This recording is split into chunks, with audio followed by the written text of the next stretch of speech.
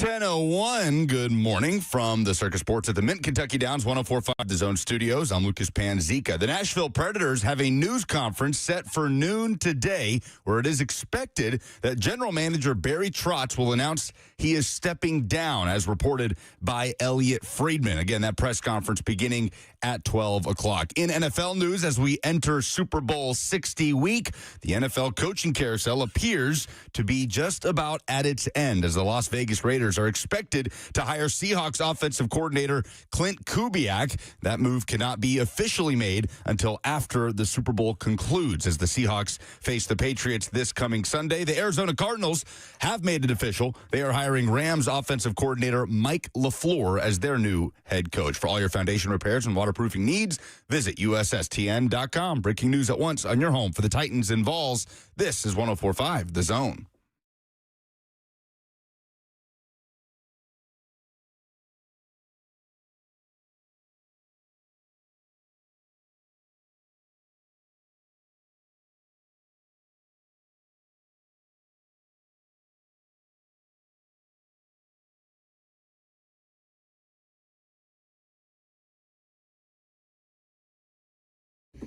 A little bit of news to start the show. Good morning. Hope your weekend was great. Hope you're thawing out like the rest of the city. I hope you got power. Unlikely based on the NAS schedule of events for those of you who are still going through all the wintry weather stuff that we've had going on. But Barry Trotz out in the cold to a certain extent. Now they're calling it a parting of ways, a stepping down situation for Barry Trotz, and that's about as much information as we have this morning. The Preds general manager, of course, formerly the longtime coach, for some reason, middle of the season, with the Preds playing decent hockey over the course of the last couple of months, Barry Trotz has decided to step down. Elliot Friedman first to report the news. We can take your phone calls on it throughout the course of the day, 615-737-1045. We have more coaching staff updates on the Titans front. We have every NFL head coaching vacancy filled at this point in time. And we've got Super Bowl this week, which 3HL is, of course, live and on the scene for. What are they doing in Vegas first? Oh, they just, Slay had to, get a couple of craps games in or something like that. What's going on? Okay, a little pit stop, hanging out, play some craps, throw some money down. Little Circus Sports pit stop. Very good. Which, again, if you're going to go to Vegas, it's my favorite spot in Vegas. Circa does it. 615-737-1045 is the number if you would like to participate throughout the course of the morning into this afternoon. Facebook, YouTube, Twitter, and on Twitch is where you jump in, where people like Jordan, who is streaming with us on YouTube today, says NES now stands for no electric service. Certainly for me. Still, you went to Miami. Yes. Hoping you thought out on. Did you stay on the beach? What did you do in South Florida this weekend? No, in fact, it was literally the coldest weekend Miami has had in generations. No, I kid you not. No. A week ago, it was 85 degrees on South Beach. It was a crisp 34. No. When I walked out of the hotel yesterday morning. It was colder in Florida this weekend than it was in Juneau, Alaska. No. Record lows in Miami on the 2 days I was there. The weather was awful. It was sunny yesterday, but it was cold. Sorry for and you. it was windy, and the temps are just going to climb right back to what you usually expect throughout the course of this week. Just a perfect enough window for Megan and I's little mini escape. Now, we were there because she was interviewing for her year of fellowship after residency is over. She loved the program, so maybe I'll find myself going to Miami a lot more. DJ on the F&M Bank chat says Barry Trotz taking a CEO job at NES potentially. How many Nashville Electric jokes can we get in throughout the course of the morning? Because That's they two. they are the biggest joke themselves at this point. It doesn't matter your political affiliation. Doesn't matter who you are, what your level of income is, how you live your life. Everybody hates NES at this point in time. Bad job out of them. I did not witness any falling iguanas. As the chat asks me, Megan and I were extremely disappointed that we did not see any falling iguanas. This is interesting. I'm looking forward to hearing what the approaches here, the reasoning behind Barry Trotz stepping down. He will remain on the job until a successor is found, according to Elliot Friedman. But Again, weird. Is this a Nick Saban thing? Saban got in there and said, "Well, time to make some changes." That would be, you know what? Who's to say? We have done, and me specifically, like, because you'll catch a hockey game every once in a while. I don't know. It's at a certain point, I got tired of chasing them on ESPN Plus, and then all of a sudden I log into ESPN Plus and I'm being told that the Preds game is blacked out on ESPN Plus. Like, they're not good enough at this point for us to, to go out of your way to watch hockey games this season. They are better than they were, where they were the league's worst team for a good chunk of the early part of the season. But admittedly, we have not paid much attention to the hockey team. There's been a lot of stuff going on, specifically the Titans coaching search. We've obviously had a heavy level investment, at least for me, in the end of the college football season. So there's been a lot of that discussion. And so, the rare Preds check-in for us is just with one of the most perplexing news stories that you could possibly find. I called Robbie Stanley this morning to ask him, hey, wait, because I haven't really been paying attention, if I'm being completely honest, just to kind of make sure that I wasn't missing anything today. And he floated the idea that Trotz at 63 may want to get back into coaching because the GM thing is not really panning out. Well, they're 4 points back of a wild card spot. If you told us that Barry Trotz would be announcing he is stepping down as reported, the announcement has not officially happened, on Groundhog Day, I would have thought that it would have been more of the same from last year, that the season would have been a continuation of what we saw in the first month or so of the season when the Preds got off to one of, if not the worst start in franchise history. But they've battled back a little bit. The UC Saros contract kind of looms, but they've gotten good play out of Steven Stamkos. They've been good on the power play. They are, at the very least, in the discussion to make the playoffs in the Western Conference for the first time in 2 years. It's interesting timing on all of this to announce it in the middle of the season. So we will keep you updated with the latest. Robert, I asked you this morning, is this significant enough that we would live stream a Preds press conference for the first time maybe in the history of the show? I don't think so, only because the most pertinent information has already come out, that he's stepping down. I feel like we would be able to relay any more information that comes out of that more succinctly than just playing an entire press conference. Yeah, no, I'm not in favor of playing an entire press conference. I would just be curious to know if we would be interested in carrying the top of the press conference. We can talk about it. It just depends on what people want this morning because, I don't know, how significant a news item do the Preds have to have for us to give a damn enough to carry a press conference when we're doing, at a certain point we were still carrying Mike McCoy on a regular basis for all the good that did us. Anyway. I am very intrigued to hear Barry Trotz and his reasoning and whoever else we hear from on why this is the move at this point. He's very transparent. Oh, yeah. Like he's he almost overspeaks Barry Trotz. So, maybe we can have a discussion about whether or not that is significant enough for us to carry on the show today. Do you guys know who the oldest coach to ever coach in the NHL is? The oldest coach to ever coach in the NHL? No, I would not know that. Al Arbor. I was going to say Al Arbor. Who coached his 1,500th game at the age of 75 in 2007 for the New York Islanders. 75! Who's the... I don't even know if I want to Pete Carroll is NFL, right? 74? I believe so, yes. Yeah, he would have to be. Although, no, I guess he would have been, right? Because Belichick wasn't doing anymore, and they're basically the same age. Yeah, Pete was the oldest coach in NFL history this past season. I don't even know if I want to still be doing, things generally at 75. Oh, no. Working at this point in time. So, also, before we get any further into the rest of the discussion that we have today, it is Super Bowl week, as we mentioned.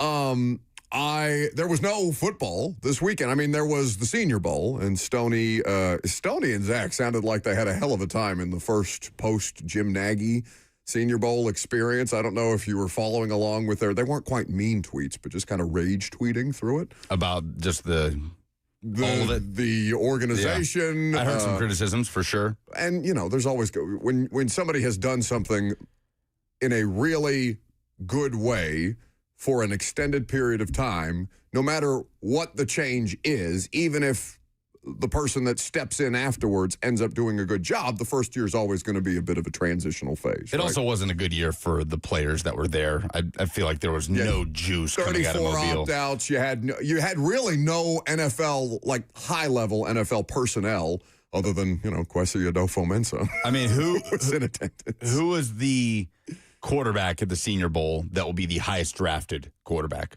Ty Simpson wasn't there, right? Nussmeier? Yeah, probably.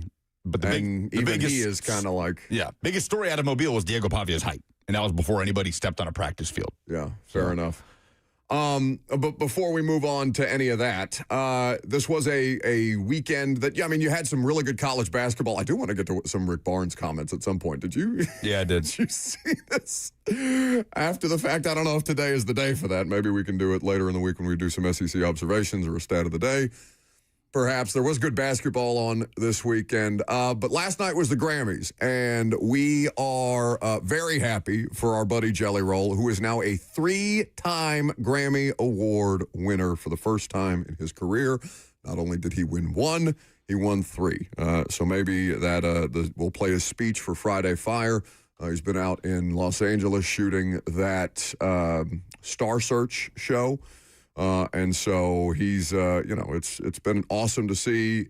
It's awesome to see anybody succeed at a high level, but for him, I know that's a bit of a mountaintop type situation. Very cool. Incredibly happy to see him come away with 3 trophies, not just 1 last night. Another great speech, too. Oh, yeah. That was the main thing, was we got another. There's somebody out there with a size 12 foot that's fitting it into a size 8 shoe, and I'm here to tell you it's going to get better. Every time he comes up there, I'm like, oh, yeah, we're about to get Take us to church, Jelly. Yeah. He's really good at it, right? Like, you don't even have to. It's an inspirational deal, and it's very rare that I find something that inspires me. But he's definitely an incredible story to root for. All right, are you prepared to do headlines? You're fresh off a plane. You look a little disheveled. You're wearing the same clothes that you were when you left here on Friday. I'm not sure what to make of any of this. Are you prepared to do some NFL headlines? I am. I'm always prepared. All right, headlines are next.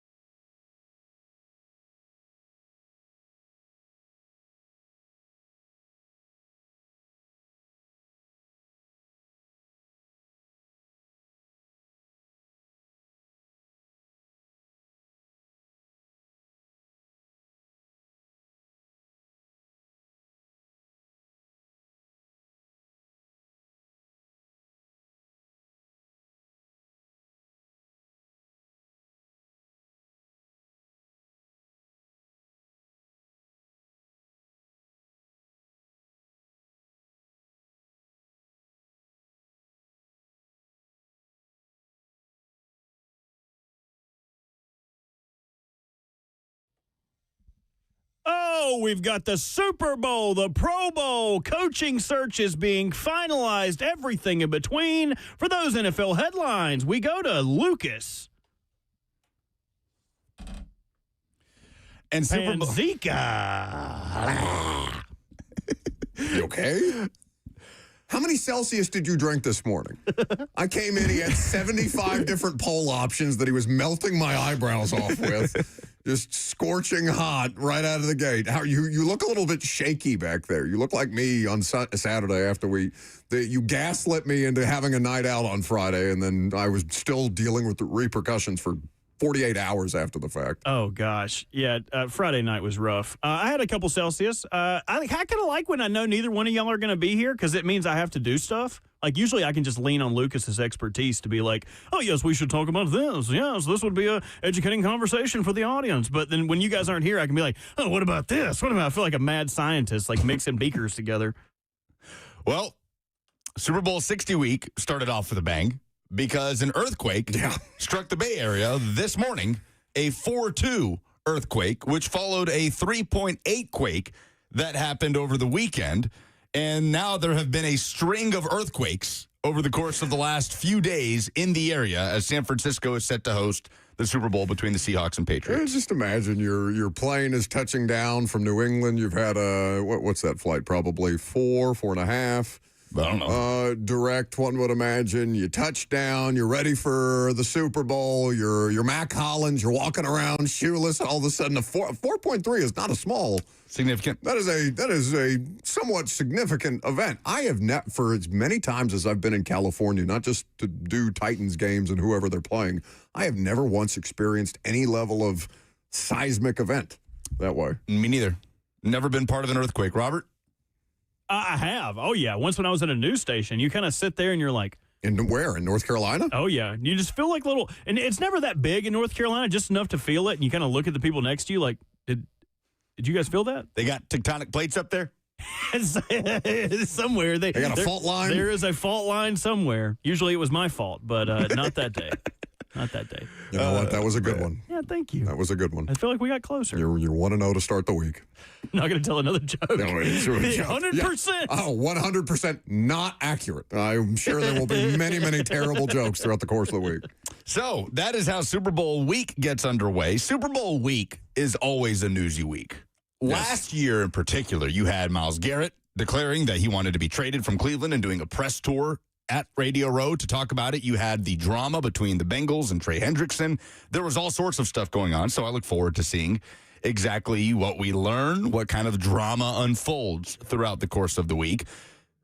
We already know the last two head coaching openings have been filled, one officially, one not so officially. We start with the official one. The Arizona Cardinals have announced Rams offensive coordinator Mike LaFleur as its new head coach, replacing Jonathan Gannon. LaFleur, who is part of the Sean McVay coaching tree, was Robert Saleh's offensive coordinator for the first couple of years of Saleh's tenure with the New York Jets, and he gets his first shot at a head coaching gig, agreeing to a 5-year contract, and there are now two brotherly duos of head coaches in the NFL as Matt LaFleur's brother Mike gets his shot in Arizona. Oh, man. Matt got the way better end of the gene pool on that. That's the significantly uglier LaFleur. Tough scene for Mike. Anyway. Damn. Do you know how many offensive coordinators Sean McVay has had in his tenure as the Rams head coach? 5. He's had 4. Do you know how many of those offensive coordinators have since become head coaches? 3? 4. All 4 of them have become head coaches in the NFL, dating back to, of course, Matt LaFleur with the Tennessee Titans. So there is clearly a dearth of offensive-minded head coaches in this hiring cycle. Kubiak, we're still waiting for, as Lucas said, official word as far as the Las Vegas Raiders go. This is going to be a curious thing to see if it's just like, this year, and we're going to have a segment where we talk about what did we learn from this NFL coaching cycle where a third of the jobs just came available. This year felt like leader of men type year, right? That's the trend that it seems owners were chasing the most. Now, maybe it's because that's the thing that's best equipped to be a head coach. what Mike LaFleur will do as the head coach of the Arizona Cardinals. I don't know. Doesn't this just kind of feel like a different version of Jonathan Gannon, where they hire Gannon was at least a successful defensive coordinator, and not to say that Mike and coming off a year where they have the MVP at quarterback and the most passing touchdowns in the NFL for the Rams and made it to the conference championship game. They've obviously had a successful season. I don't want to denigrate anything that Mike LaFleur has done, but it's tough to look at Sean McVay and be like, yeah, but what about his sidekick? Let me get that guy and see if it works. It feels like a different version of the Belichick stuff that we used to have. And now Gannon is going to work for his replacement's brother in Green Bay as the defensive coordinator. So, Arizona, Robert, we're going to do a superlatives segment later with the head coaches, right? Yeah, just, funniest looking, best smile, most likely to succeed. Just go through couple most likely to date. Yes. The most likely to ride to work, all those things. Did you guys have any cool superlatives? Did you win any superlatives when you guys were in high school? I was class clown, to the surprise of no one. Yeah, I was a couple that was most likely to date there was a girl. Did you guys have that as a superlative? I always thought that was a weird one. Strange superlative. Yeah, just like an arranged marriage. It was like, why most likely to date in college? She's going to Kentucky, I'm going to Indiana. What are you talking about, most likely to date? What does that mean? What is she doing now? You ever reached back out to her? Let's call her on the show. No, I'm okay. I think she's like a dietitian in Indiana somewhere. I don't know. Is she rude? Oh, No. She's just your type. Oh, okay, she's nice. Yeah, you guys would never get along.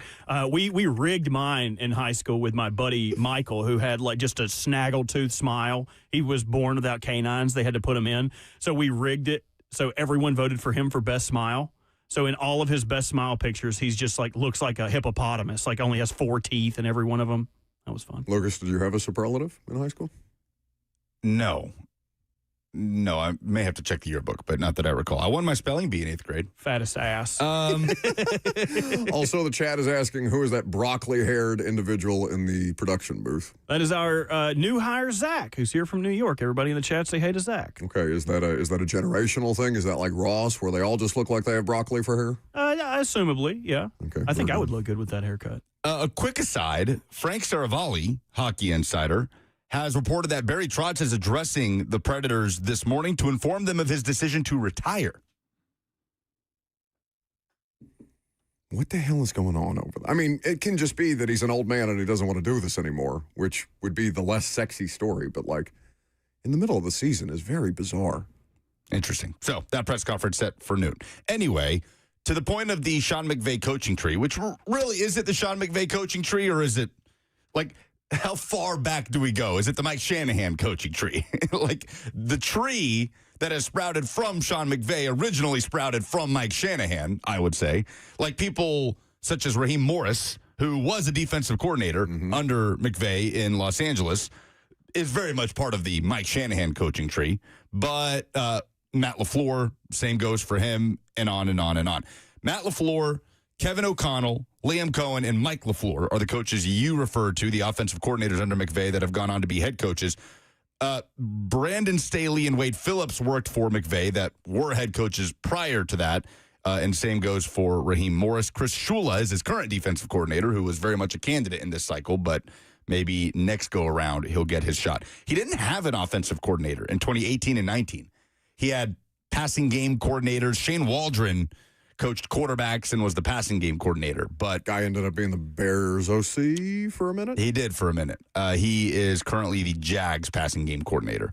So, yes, the Sean McVay / Mike Shanahan coaching tree strong and spreads out to Arizona. Meanwhile, Las Vegas looks like it's going to hire Clint Kubiak from the Seattle Seahawks. They spoke with him over the weekend. Seattle granted permission, but they cannot officially make that move until the Seahawks season is over. Obviously, they're participating in Super Bowl 60. So Clint Kubiak very much expected to land in Vegas with Tom Brady and Mark Davis and John Spytek and work with Fernando Mendoza in all likelihood.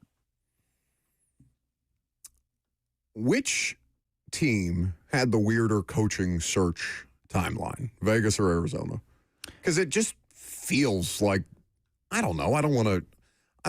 This would be pure speculation on my part, but doesn't it just kind of feel like they both just, it dragged out, people got picked off and they just settled for what's. And Kubiak's obviously, Kubiak's in the Super Bowl. Kubiak very adept. He's put on a clinic in this postseason. But as a coordinator, like Fitzy came on here talking about his insight with the Raiders and saying that the Raiders organization was not very impressed with the initial wave of candidates that they had, including Kubiak in that list. So, it doesn't mean that he won't be. The thing about we talk so much about head coaches, the impact of head coaches. We have no idea who's going to be good, who's going to be bad. No earthly idea. Thought Brian Callahan was smart enough to figure it out. Turns out he wasn't, right? Like, it's just one of those things. I think we talked about this a little bit, Robert and I did, when you were gone last week. I think the demand of this coaching search, when it's all said and done and we have the benefit of hindsight, will have greatly outweighed the supply. There's not 10 quality head coaching candidates across the NFL this year. 2 years ago, in the Brian Callahan cycle, there were 8 new coaches. I quizzed Robert on this. How many of them are still at the place that hired them? Like, that was the Brian Callahan, so 2 years ago, 24, heading into the 24 season. Man. 8 changes at head coach. It feels like we have so much turnover. Like, I'm having a really hard time. McDonald is still there. Yeah. We're in Seattle, obviously. 3 of the 8 have been fired. 2 years. 3 of the 8? Yeah, almost half. So who else got fired? Brian Callahan. Raheem Morris. Mayo. And Gerard Mayo. Gerard Mayo. Yeah. But 3, almost half of that coaching cycle couldn't make it 2 seasons. So how many, 2 years from now, of these 10 still have that job? Where would we put the over-under? In what was a weird cycle that got real 10. drawn out, and at the end of the day, Arizona is just looking for scraps. Oh, I'll take 3 out of 10. 3 that will still have the job or will be fired?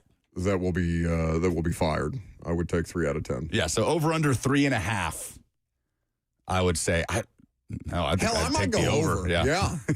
I mean, it feels like there's as little patience for anything. It's generally, whether we're talking about college football coaches, college football rosters, the NFL head coaches, it feels like this is the most impatient sports period of my lifetime.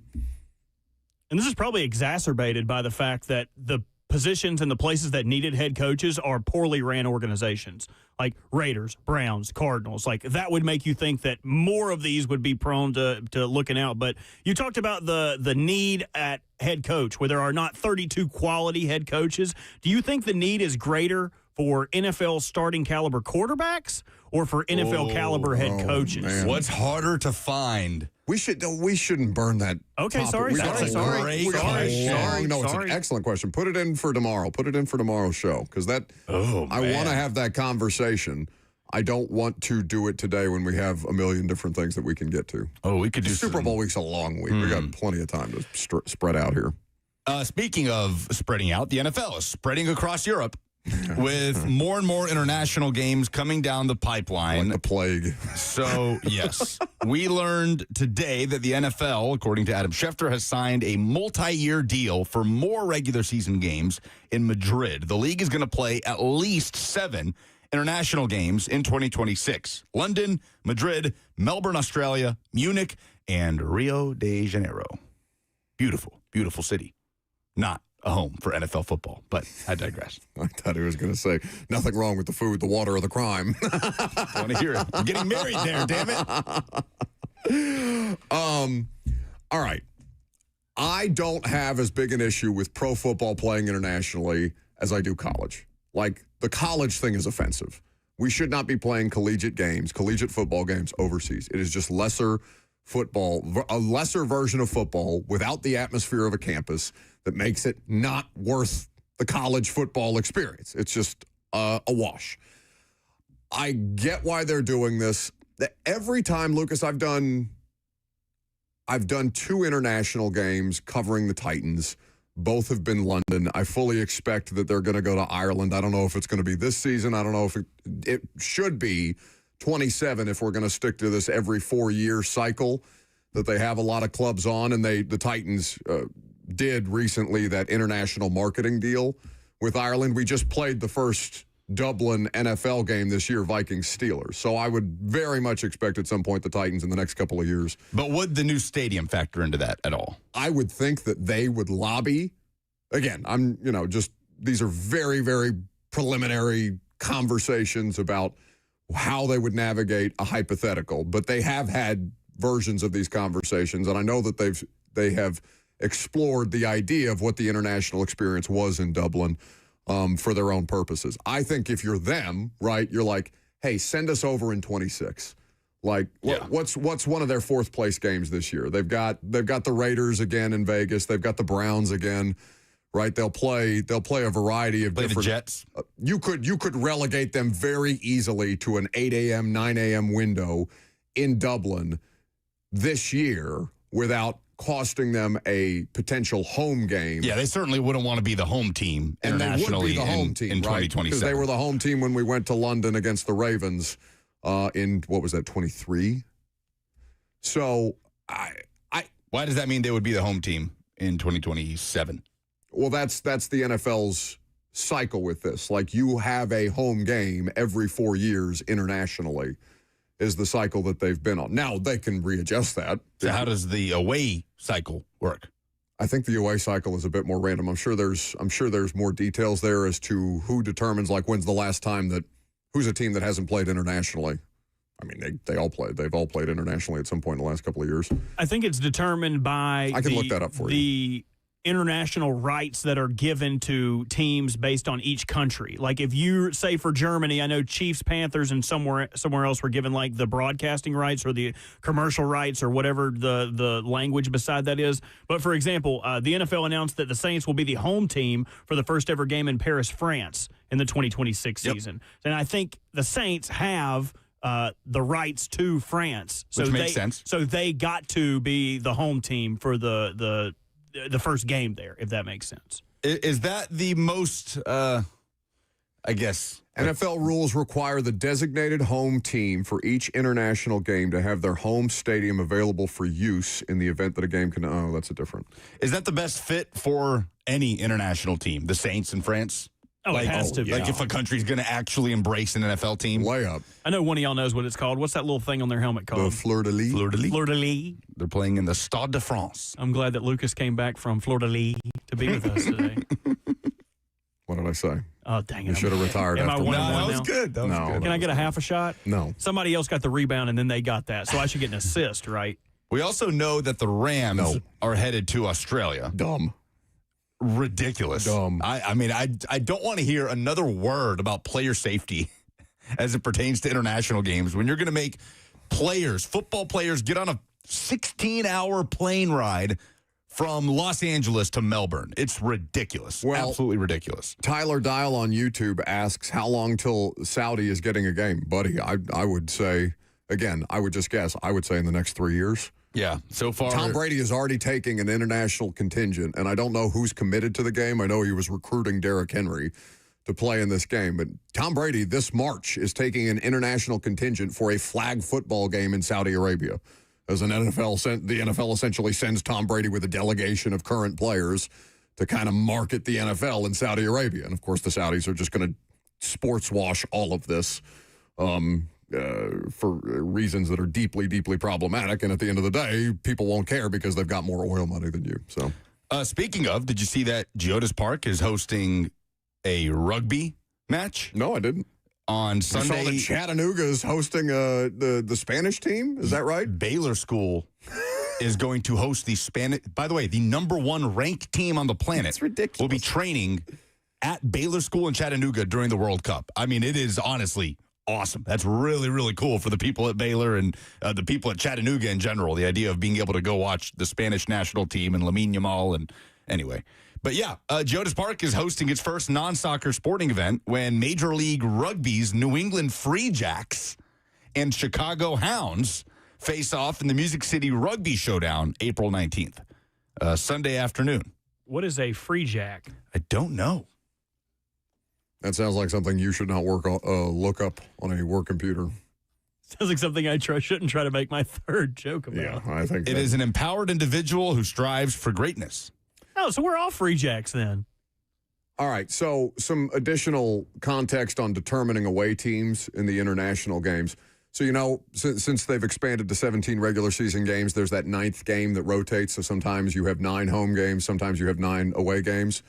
the ninth home game mechanism is one of the things that determines an international away team. International host teams are selected from the conference that has an extra home game that season, and then the team that is their, and the Saints have been this for the Titans a couple of times in the last few years, where they just get saddled with the Saints because they're the fourth place team in the South in the NFC. So, like, in a situation where the Titans had 9 home games and the Saints were that 9th home game as a part of the 17th game expansion, the Saints would be then the away opponent for the NFL, who has that additional 9th game. Well, speaking of international sports, as the Winter Olympics are set to start in 4 days, get ready to slide into an unforgettable experience with us. 104.5 The Zone will be at T-Line, Nashville, for our Sweep, Sip, and Snack Curling Challenge Thursday, February 12th. So grab your team, hit the ice with us, test out your curling skills, whether you're a seasoned curler or a first-time sweeper that just wants to try it out. Purchase a ticket for a discounted ice time price that gets you a 30-minute curling session and an appetizer for just $25. We'll all be out there broadcasting live. 1045thezone.com is where you can find more info. We'll be at T-Line Thursday, February 12th. I can't wait to try out some curling. All right, very good. 615-737-1045 is the number. We'll keep you updated with the latest on Barry Trotz's situation. He's stepping down as general manager of the Preds and apparently has informed the team of his plan moving forward. I'm Buck Rising. It's 1045 The Zone.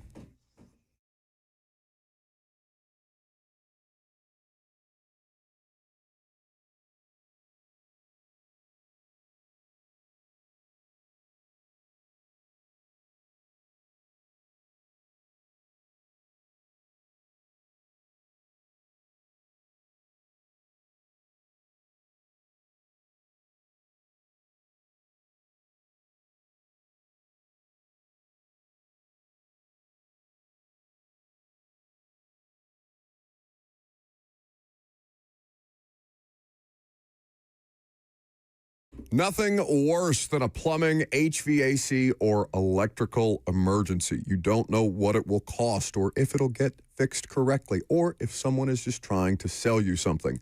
That's when you call Hiller Plumbing, Heating, Cooling, and Electrical. Their techs are professional, experienced, and vetted. They will also, when you book your appointment, send you a link of your tech with a photo for you to track them in real time so you don't waste your time waiting around in one of those weird windows that a lot of these companies will give you that just kind of hold you hostage. Hiller does not operate that way. They've been in business for over 35 years as a family-owned and operated company, and they strive for that excellent standard of service. Happy you'll be, or the service is free. That, of course, is the Happy Hiller promise. So book online easily today at happyhiller.com.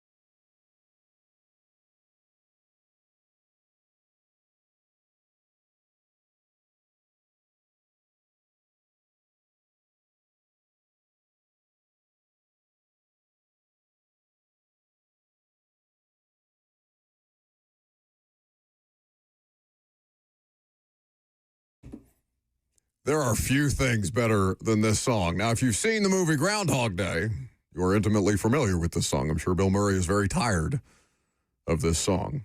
Did you see the Puxatawny Phil prediction? Happened? 6 more weeks of winter. Oh, that little rat. Get that rat out of here.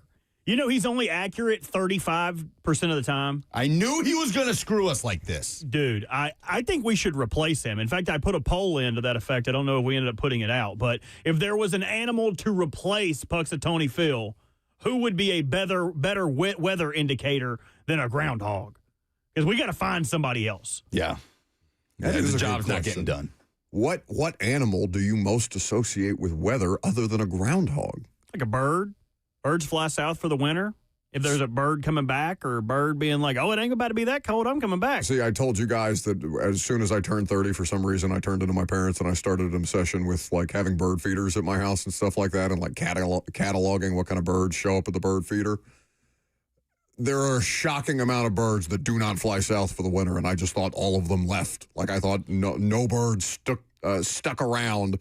Meanwhile, I'm watching like 7,000 cardinals descend upon my bird feeder during the middle of the ice storm, just completely unbothered by it. Ridiculous. Birds are tougher than us. Plenty of European starlings still available to see, some tufted titmouse. I am also a bird aficionado. Problem is the ones that will accurately be able to predict whether or not we'll have 6 more weeks of winter just won't have any interest in the role. That's the problem with Puxatawny Phil. He's like Buck. He's not really right or accurate about most anything. He just wants to be in front of people and just wants to be looked at. It's a hugely effective strategy. Turns out it works great for Phil. It's worked out great for me. Maybe Phil could take something out of Barry Trotz's book, and just give up the role. Maybe step down. Step down. He wants time. Groundhog wants to get back into coaching. Yes. You are a part of something bigger than you, Puxatawny Phil. Let it go. Do the honorable thing like one Barry Trotz. Okay, is it honorable? Yeah, I don't know. I'm looking forward to hearing the reasoning. There's definitely more questions about the situation than answers at the moment. Well, because I could see it from both sides, right? Like, if you do not feel that you are equipped to do the job and you decide, my heart's just not in it, somebody will do this better than me. Because he, according to the reporting that you read in the opening segment, he has informed the team that his plan is to retire so that he would not be taking a dip back into the coaching situation at 63 years old, which wouldn't be out of the realm of imagination. He could probably get another job. Yeah, and Andrew Burnett has said, according to many Preds reporters, that he learned at 8:30 this morning about this news.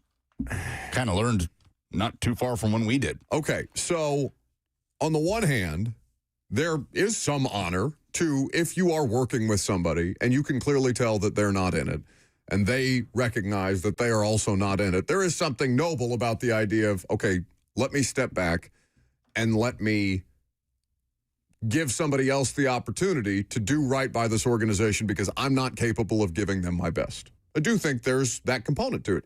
The other component, too, is, you're quitting. Like, you're quitting for a variety of different reasons, and that is like a cardinal sin among sports people, right? This whole, you probably didn't see the reporting this weekend around the Vikings GM that a lot of the ill will that's being harbored against him is because he did a thing that football people never do, which is take 2 weeks of paternity leave. Yeah. Robert and I were talking about this off the air last week after Joe Brady's introductory press conference. Where he's bragging basically about missing the birth of his child. Football people are like that. I saw that. I was almost horrified. I'm like, imagine being that guy's wife. Like, this is so messed up to me. You suck. Yeah. So it's part of the gig. I understand. But no. But like, it's the chest beating over it. Like culturally in sports is something that goes a little too far sometimes. No, like, for sure. Look at me. I missed the birth of my son. How committed am I? Not to your family. So, yeah, I did see a lot of that from Adolfo-Mensah. And I feel for Adolfo-Mensah because he's not going to start pushing back publicly on that stuff, right? Like, he's kind of powerless at the moment, and the narrative is just going to be dictated outside of him. But Greg Wyshynski of ESPN confirmed this morning that Barry Trotz will be retiring, but will help to find a replacement. He will remain on to find his replacement.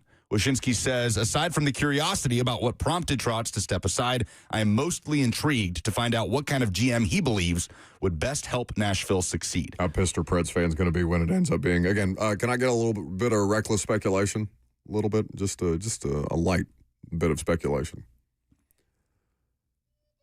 God, how pissed are Preds fans going to be when it just ends up being David Poyle again? No. As an interim. No. As an interim. He's... just pull him down for the... Well, I mean, Barry is the interim. He is staying on in the interim to find the long-term replacement. But He's just going to find somebody in the middle of hockey season? But is that in and of itself the problem with the Nashville Predators? Oh, Poyle and Trotz, they're just basically they're incestuous? Like, for the first time, can the Preds go find somebody outside of the organization here? I mean, David Poyle is the one who names Barry Trotz his successor. David Poyle, excellent GM. Does that mean that he should have the power to choose the next GM? That is kind of like my argument with Vrabel. Was an excellent head coach here. Does that mean that he earned the right then to have roster control? I don't get this. I don't get staying on this path.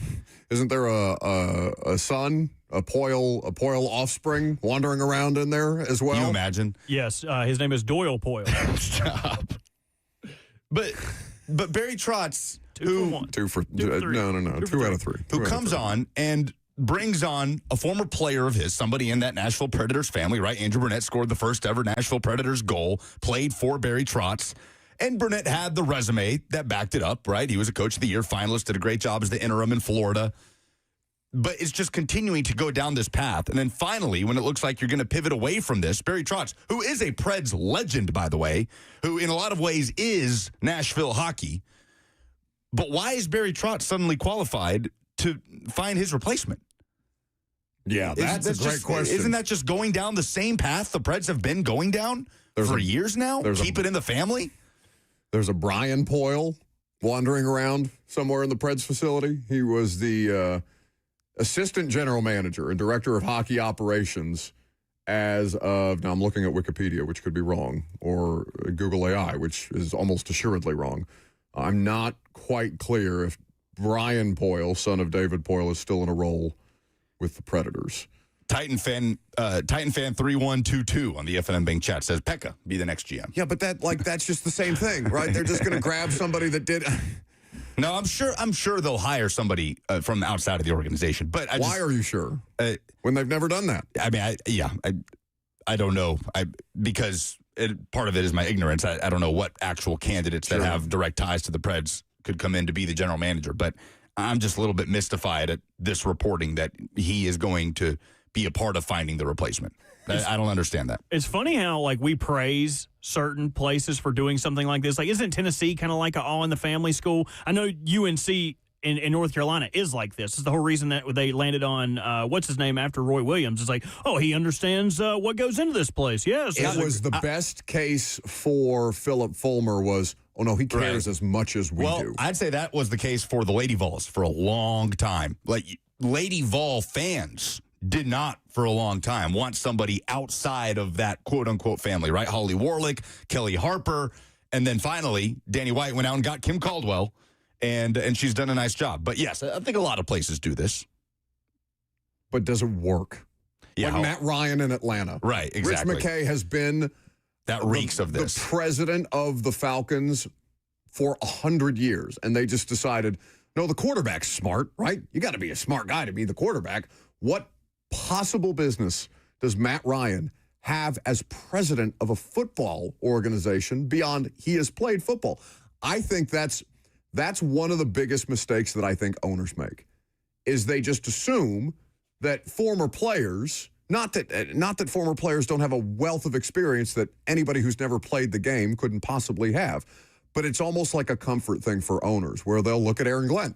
Aaron Glenn played defensive back for the Jets. Yeah. Aaron Glenn understands New York. Aaron Glenn understands how to handle the media in New York. Oh, my God, he has no idea what he's doing, and he's fired his entire staff after year one. Maybe Aaron Glenn isn't the best person to run the Jets. What does Steven Stamkos think about this? Ryan O'Reilly, guys in the latter stages of their career that came here to accomplish something, were brought here by Barry Trotz, and Trotz isn't going to see it out. Not even to the end of the season? Well, I guess he will till the end of the season. He's just telling us now, reportedly, that he'll step down. Just a weird circumstance all around. Yeah, this is the dreaded distraction, right? For a team that's had more success of late, then they look like they've got some promise as they sit fifth in the Central Division, I think is 4 points back of a wild card spot. They host the Blues tonight at Bridgestone. Just let Nick Saban do it. Just let Nick Saban be the GM of the Preds. Well, you're not going to do much better. All right. Ben Jones will join us in studio. Ben is back from the beach. He has thoughts on the Titans head coaching hire. We'll talk a little bit about that with Ben Jones, former Titans center, coming up next.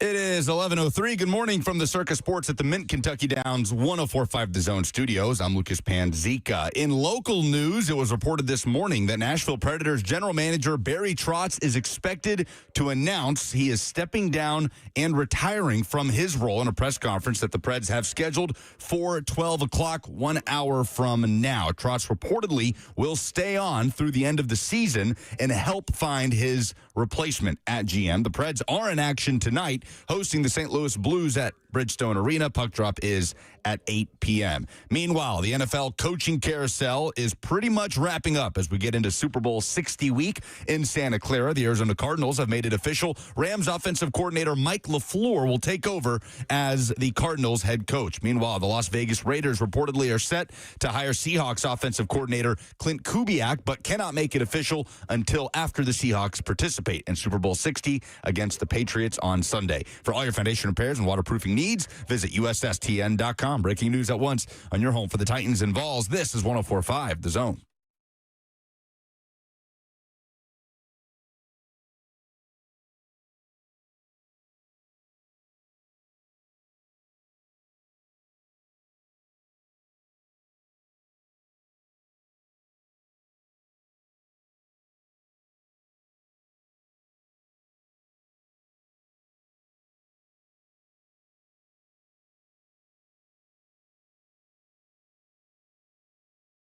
Must be nice to have a beach house to escape all the wintry weather at a moment's notice, to point and laugh at all of us sitting here frozen in our homes. Ben Jones returns from the beach to hang out with us on the radio show. Benjamin, it's good to see you. It was good to have. It hurt me selling my farm in Alabama to get a little beach cottage, but it paid off. I was happy to be able to, friends get to use our house who's been out of power for weeks, so it worked out. We had some friends that really needed it, had a little baby and some young kids, so we were happy for them to use it while we were trying to get some sunshine and a tan down there. Are they good? They're good. They finally got power back last night, and then we headed on back, and kids are back in school today. Okay. How's the water down there? The water was crystal clear. It was cold. The water was cold, but, hey, it's January at the beach. It's 60 degrees, and it was good. Lucas went to Miami for his fiance's next phase of her. This will be her fellowship that she's getting ready to enter next phase into. of her medical career. She's interviewing next at phase of her medical career was in Miami, and the weather was 32 degrees in South Florida for Record the first time lows. ever. Saturday, I'm guessing? Saturday night into Sunday morning. Yeah, it was cold at the beach when we were there, too, for those couple days. Well, it is. It's been cold here perpetually without the break in the weather, and finally we're starting to thaw out, which is a good thing, of course, although many people in Middle Tennessee still without power. Even when I try to poke fun at Ben and make him a jerk, he says something wonderful like, yeah, we let a family who just had a newborn stay in our home, you bleep hole. That's what Back it's for, off. man. Hey, you got to be able to be a giver. Absolutely.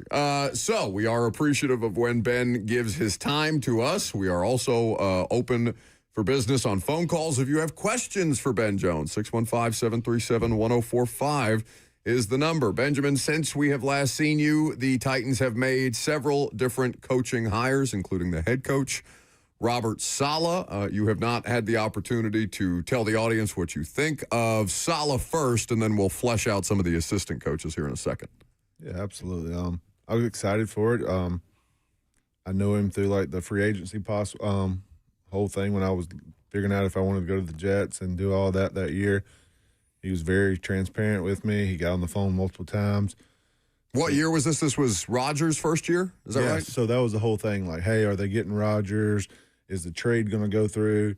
I was coming out of surgeries, and we were trying to figure out my timeline with the shoulder and elbow surgery and if Rodgers was actually going to get there because they wanted to get a veteran center there for a year or two and draft a center. They ended up drafting Tippmann. They wanted me to be like his mentor and get him there because the O-line coach was there, Keith Carter, so he was pushing for me, and Todd Downing was there. So we had a lot of guys that we knew up there. And for me, I was like, yes, if it all works out, it's going to be great. Just I'm trying to get through the shoulder there. I don't want to go up there and rehab in New Jersey where I could rehab here. And then the whole Aaron Rodgers thing happened. He got hurt. I was like, whew, Glad I didn't go. So you were pretty much between playing for the Jets or retiring? Yeah, at that point. I told him I wanted to have a chance to win a Super Bowl. I talked to Philly. I talked to Miami when they were hot early on. So I was like, hey, if they have a chance to win, I'll entertain. I'm not just going to just go play to be playing. So I wanted a chance to win. Yeah, and then to your point. Dodge that bullet.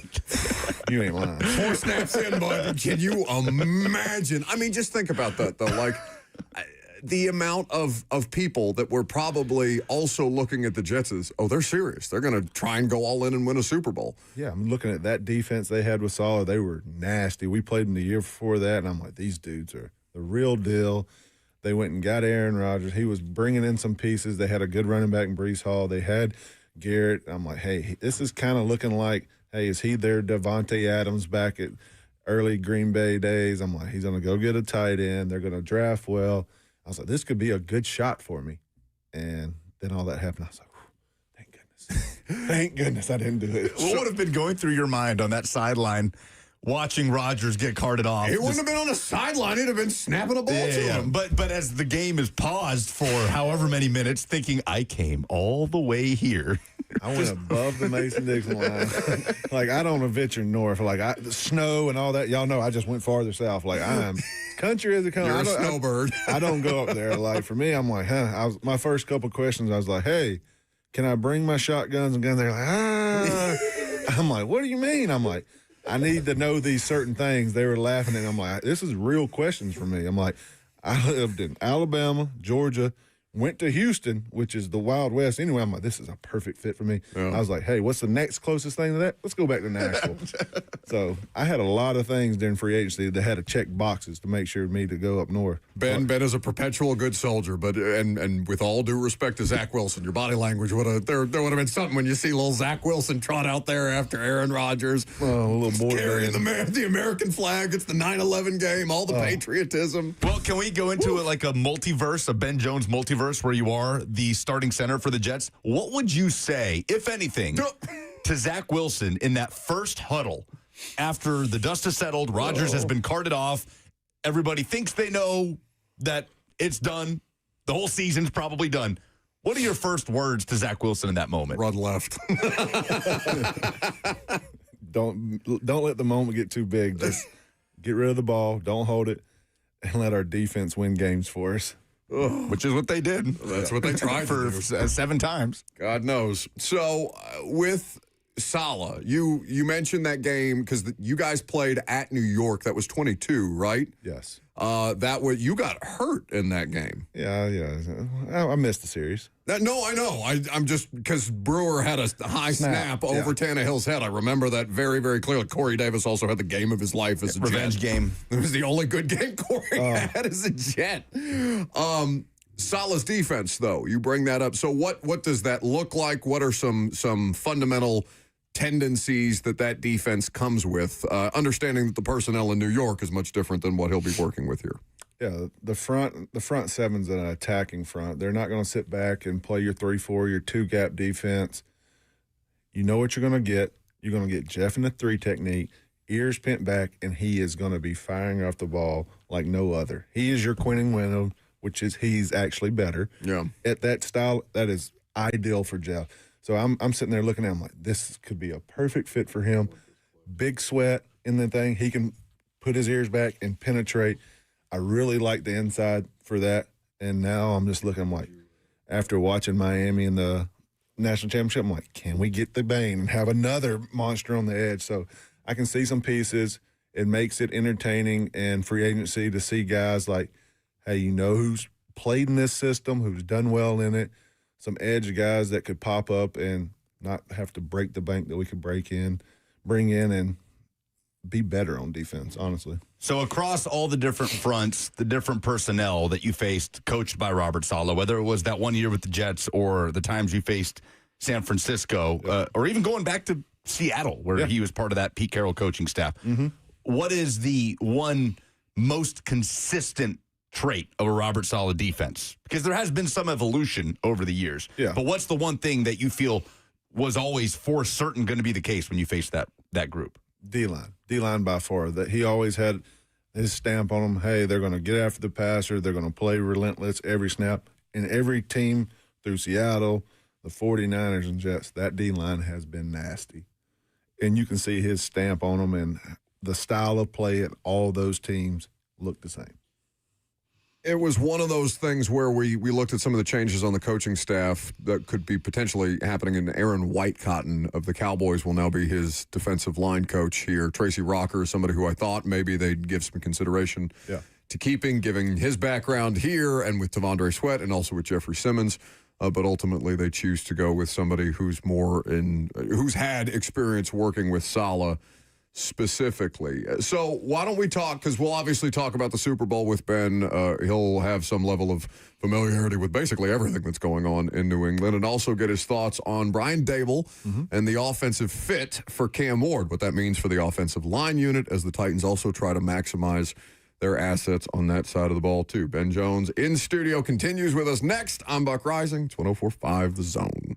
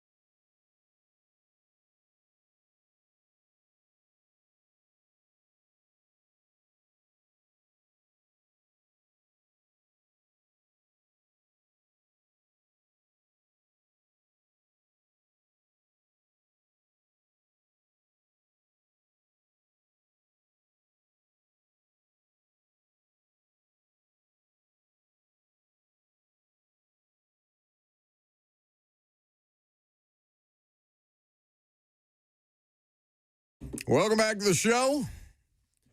Fueled by Hattie B's Hot Chicken, the best hot chicken in the world. What better way to warm you up than a little bit of mild, hot, medium? If you're feeling frisky, shut the cluck up. They raised a ton of money at Hattie B's for their Shut the Cluck Up Challenge. They get a charity partner every year, Lucas, and I think they raise something like $36,000 worth of Shut the Cluck Up punishment for charity. They also catered the, I guess, gathering, for lack of a better word, that Jonas Park was doing, that Nashville SC was doing to shelter folks that still didn't have power, and Hattie B's sent out a bunch of food to give people some warmth and a hot meal, literally. Wonderful. So, yes, good stuff from Hattie B's over the weekend, and hope most of the folks within the listening range of our voices are back restored and warm. Yeah, Ben Jones in studio with us. It's so much funnier to see how much Robert engages with Ben during the commercial breaks when all he wants to do is ask him Traders Senior Bowl offensive line questions about footwork and then Traders conversation. That's a necessity. That's why we're friends. Friends, are you? See, I still haven't committed to being Robert's friend, and it's, what are we, 4 years into this relationship? That's not what you said at Mother's. No, that's not what you said at Mother's when you were looking at me googly-eyed with 6 cigarettes hanging out of your nostrils and being like, I love you, I need an Uber home. No, you didn't. You gave me a hug when I left. I don't think that's true at all. Am I misremembering that? Yeah. Who the hell did I hug? I wasn't me that you hugged. Who the hell was I slobbering all over? Oh, well, that was also me and Cheyenne and everybody within your vicinity. But, the hug, that was not me, I can promise you. So, Titans are continuing to fill out their coaching staff. I would expect we would have some additional news on the defensive side of things no later than Wednesday or Thursday this week as people continue to work their way through this process. But we do have a good idea of who's going to be on the offensive side of the ball. Yep. First and foremost, Ben, starting with Brian Dable, the former New York Giants head coach, former Bills offensive coordinator. So there is can you explain to us, because Lucas and I are a bit slow, but the audience is smarter than us, so they'll probably be able to pick up on this. What are the primary differences between what Brian Callahan was running in Tennessee with Cam last year and what Brian Dable historically does from the offensive standpoint? Yeah, Callahan is more of your Shanahan, McVay, your West Coast, your wide zone, 2-jet, 3-jet scheme. This is going to be more of your McDaniels in New England, your all that offense. Your protections are done more quarterback, so you can see where he's hot. It's kind of difficult as a quarterback, a young guy, because the rules and stuff in Callahan's system and just that system, quarterback's really not doing much in protections, which is nice, but he doesn't know where he's hot from sometimes. Like, you're like, oh, this guy could be coming here, this guy could be coming free. Like, this is very detailed. The quarterback kind of runs the show in this offense. He's going to make a mic point. This side's going to sort these two out. So the back has anybody on this side, so it kind of takes out all the gray. But run game's going to come down to the O-line coach and the tight ends coach, what they want to put in. That's kind of, it's not the same. He's not going to have his footprint, but the protections and all that is going to be Dable. He's going to run the 64 protection. It's going to be 3-by-1. They're going to know that. You're going to come in, you're going to see him point to the mic, and center, right side's going to have the most dangers on that side. The left side's going to be man. Back's going to have everything else. So you'll know where you're hot from. Ball's going to come out, and I think it's going to be a good fit for him.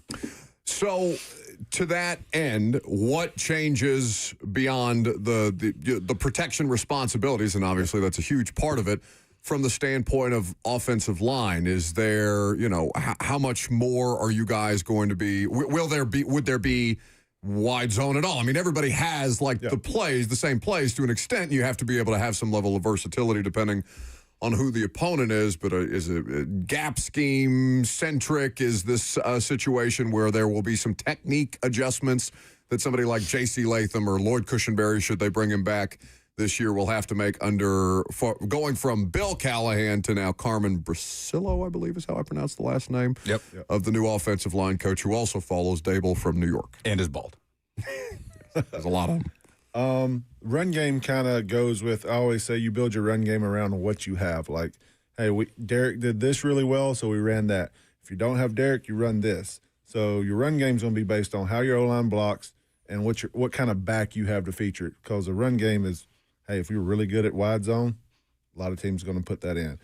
Everybody's going to have a gap scheme. Everybody's going to have a wide zone. Everybody's going to have a tight zone. But the matter of how many times it gets called in the game depends on what defense you're playing that week and what style for your running game and back that goes. So run games, you're going to have a little bit of everything. Your protections, totally different. It's going to be everything's going to be mic pointed where we didn't have a mic point system last time. Like, say, in the Callahan-Shanahan, if it's two-jet, the left tackle has the widest to that side. The left guard has the second widest. Center has a gap to anything looping. Back checks it and does that. So it's a whole different mindset compared to now your tackles are going to have to sort out who's the most dangerous, the three of the four. So you come out, the quarterback's going to point at the mic. So say if JC's looking at right tackle, he's looking at the mic. Mike drops, runs out. Now his eyes got to go out to the Sam, corner, everything like that. So now it puts a little more on JC's eyes where he used to could just be like, I either have the end that I'm on the man side, or if I'm on the slide side, I have the widest. So, yes, he's going to have to set vertical. He's going to have more vision, so it puts a little more strain on your tackles, honestly. But it's a first-round pick. Former Titan center Ben Jones is in studio. Since Brian Dable's time at Alabama, he has worked almost strictly with young quarterbacks, right? Going back to, not to bring up bad memories, but the national championship game, putting a freshman Tua Tagovailoa in the second half, and Alabama's offense hitting a whole new level, on to developing Josh Allen from his rookie year onwards, on to Jackson Dart, and obviously now he will be tasked with working with Cam Ward. Why do you think young quarterbacks, what about Brian Dable and his system is so conducive to success for young quarterbacks to be able to hit the ground running? I think you have to have a certain type of guy to fit a system. You got to be smart. You got to be able to make all the calls, and I think that's what we have here in Cam. He's very detailed. He's really hardworking, and it's QB friendly. You know where your routes are. You know where you're going with the ball. It takes the gray area out of it. And you look at Drake going from the system last year to this year. He's going to be in the exact same system as Drake did. Look at this big step and climb that Drake did this year at New England. It's not an easy system. Like, it's a lot on the quarterback, but you got a quarterback who's willing to work and learn. I think it's going to be good for him.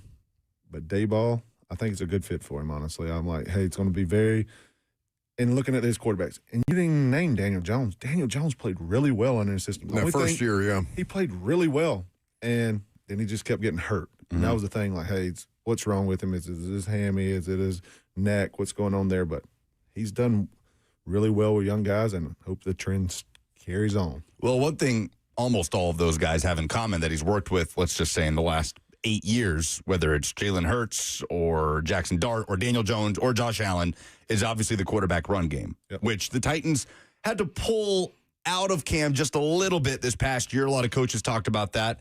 It's never going to be, 1A, I think, in his skill set. How intrigued are you by the quarterback run game and this fit with Brian Dable and Cam Ward in that regard specifically? Yeah, I don't see him dialing up and just a lot of zone read with him, but he's going to ask him, hey, if it's man cover two and the linebacker turns his back to you, can you go pick up a first down? Yes, go get it.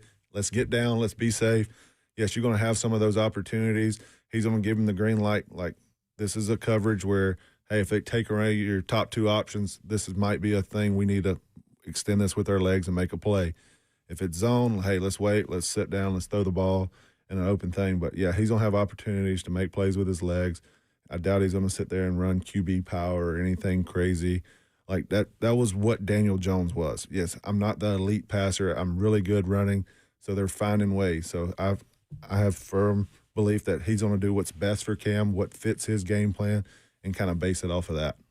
That's kind of an interesting transition to, quarterbacks and how much more dangerous you are as an offense when you can just simply extend drives because you can take 7 yards, get the first down. After the defense sinks back, the quarterback sees a lane, takes advantage, right? Yes. That's basically what Drake May is doing to get to the Super Bowl despite not having gaudy numbers as a passer. You guys, at least in Tennessee, maybe you had a different quarterback situations that you could speak of, but Marcus was never unwilling to utilize his legs. It was a huge part of his game. Tannehill was maybe a little more judicious with it, but it was still a huge advantage for you guys when he could get out on the move. Tana wheels, right? It's a whole, and then the high ankle sprains start to pick up at the end of his career here, and it was problematic to kind of get that out of him, or impossible in certain situations to make that viable. But just what a threat that becomes, where maybe it's not a part of the plan. Maybe you don't know that the quarterback's going to take advantage of it, but it's a great way to just pick up a couple extra yards, get that third down, make sure you convert, sustain the drive, get yourself in field goal position if nothing else. Yeah, it makes the defense have to prepare for something else. Like, hey, yes, on third down, we love running man here, but hey, if you get through that D-line, you got a first down. That's the same thing with Mahomes. He really doesn't run. But if you're going to go play man cover 2 on him and you turn your back to him, he's going to go run and somehow outrun everybody for that one play a game. You're just like, how in the world did he outrun him? And that's what Cam's got to do. He's going to deliver the ball, make the plays when he has to. And I'm not sitting here saying I want Cam to run the ball 10 to 15 times a game. But if you can extend a couple drives a game, 2 or 3 times, get your first down, get down, let's move on, because that's what you want him to do long term. How happy were you to see that they retained Luke Stocker? Really excited. I think he did a fantastic job. He's had a lot of young tight ends that he's dealt with the past couple years, and they've played extremely well. And he took over the run game at the end of the year, and it was kind of a bright side for him. And I was one of the guys, I was like, I hope we're able to obtain him and keep him back for another year. And I'm excited to see what his new role is. And if it's tight end, if it's part of the run game with the O-line coach, I hope to see that job grow for him. Well, because that's one of the, it's a long-term situation that people are kind of looking at. Because understandably, you get a name like Dable who's been a head coach before. Right. It's fair to expect, whether it be he, Mike McDaniel, hell, even Josh McDaniels, for as badly as that went in his first 2 stints as a head coach, like, how long is this guy actually going to be here before he gets another opportunity? One of the biggest selling points that was reported about Saleh was that he came prepared with, all right, if Dable goes, we have option A, we have option B, we have option C that we're prepared to bring in to kind of stay that transition should Dable, choose to move on after 1 year if they have enough success where that is viable. I think Stocker is also a part of that succession plan potentially, because we've seen, Ben, from an external perspective, so many different the path that so many different offensive-minded people take through tight end coach and run game responsibilities that then allows them to have this step as an offensive coordinator. Why is it that tight ends coaches so often, or that's the path that a lot of coaches take to then take the offensive coordinator step? Yeah, they're dialed into both sides of it. It's not just, hey, your O-line coach is really worried about protections in the run game, doesn't really know the route tree and all that comes with it with a quarterback. Your tight end's working with both. He's working hand in hand with the quarterbacks on the tight ends, running the right routes in the pass game. Usually they have a big implant on the red zone, because tight ends, that's where they really come alive. And a lot of them are transition. They're blockers. They have a feel for the run game, because the tight end is usually your most versatile player. He's got to be in every snap, and he's doing both. So that's why that trajectory is always good to have a tight ends coach that can step up and be the next guy. Yes, Luke has been in this system. Tim Kelly ran this same offense. It's the Belichick, your McDaniel, so he has the familiarity with that. And, yes, I would love to see him constantly work his way up. I think he's going to be a guy that's really smart, really hardworking, and he could be the answer after Dayball. It's usually a QB guy or the tight ends coach to make that next jump, and he's definitely one of the guys that's on that trajectory of being the next OC here in the next couple of years. Ben Jones in studio. You never play. I was waiting for that. You never played under him, but what can you tell us about new offensive line coach Carmen Brasillo? Yes. As soon as I saw the hire, one of my best friends is David Andrews, who was in New England forever. He was a freshman when I was a senior at Georgia, so we talk all the time, especially ball. And that was the first call. I was like, hey, how is he as a coach? How is he as a person to communicate? He was like, hey, I had nothing bad to say about him. He was trained under Scarnecchia, who was one of the best O-line coaches that will go down in the NFL. Longtime Patriots offensive line coach, and they definitely felt his loss when he ended up retiring. No doubt. And that's the thing. His whole thing was developing guys, not going out and getting like all these premier picks and stuff like that. Scarnecchia went out and got good tackles and made everything else happen with undrafted guys. Like you looked at Josh Klein, you looked at David Andrews, you looked at all these guys who were undrafted and not really guys, and ended up being really well for him. And that guy got to sit back and kind of learn for him, then had the job for a year in New England. Then he went to Vegas with Josh out there. So I think he's comfortable in this system. He's been in it a while. He's very detailed, I've heard. He knows he's put his own little twist to what Scar did. But from what I've heard from David Andrews, that I think it's a good hire for us. Super Bowl 60 on the horizon. We obviously won't have you on the show before this game takes place between the Seattle Seahawks and the New England Patriots. Patriots are underdogs, but like this is a fascinating matchup because the talent disparity is clearly in favor of Seattle. New England has scored, I mean, it's the most Mike Vrabel, John Stryker thing I've ever seen in my life. 54 total points in 3 playoff games to get to the Super Bowl. It's the fewest points ever scored to reach a Super Bowl since the NFL merger. It's ridiculous. What intrigues you about the matchup based on what you've seen from both sides of the ball for the Patriots and the Seahawks? Because I have to imagine, is the Patriots defense getting enough credit for what they're doing despite how clunky it's kind of been for them on offense? Yeah, they're doing enough to win. That's all playoff football is. They're playing in terrible weather every game versus elite defenses. So it's already, you're playing against good defenses that it's hard to throw in. Then you add that layer of the last game. Yeah. You couldn't even see across the field. Like, whoever was winning in the third quarter right there was going to win. Like, it was that bad. Like, it's hard to tell on TV and seeing I was talking to some of their coaches like, man, you could barely see the other side over there. It was so blowing so hard. So winning in those environments prepare you for games when it's good weather. When the weather was good in New England, they were scoring points. They're finding a way to win. When the weather's terrible, that means they have a good team. They're doing the things to not to turn the ball over. Hey, how do we disrupt it? Hey, if it's bad weather, you play man because the window's tightened up. It makes it harder to throw. So they're doing all the things they need to do to win. And everybody's saying, oh, they can't win. Watch them. It's that point. Like, they're going to prepare. They're going to have a plan going there. And if I'm a betting man, you know I'm betting on all day long. No, I know it. Going with the Pats. If I could bet on the NFL, this is the type of game he wins. Prepare. This is the type of 100%. game he wins. He's going to go out there and figure out a way. Hey, what Sam Darnold don't like? How do you take away the run? Because that running back for Seattle's right now, he's playing electric. Yeah. He's got a burst of new energy since Chardonnay, however you say his name, Charbonnet, some kind of winemaker. Cavassier. No doubt. Since he got hurt, Walker's really turned it on, and then you have JSN, who is absolutely electric. So how do you take him away? That's their 2 playmakers, and they got 2 weeks to kind of figure that out and put a scheme together to figure out how to win a Super Bowl. I do want to ask you, because this was part of the NFL headline segment this morning. The NFL will play at least 7 international games this coming year. They've added Rio. They have added Melbourne, which we already knew. They're playing 3 games in London, going back to Madrid. Yep.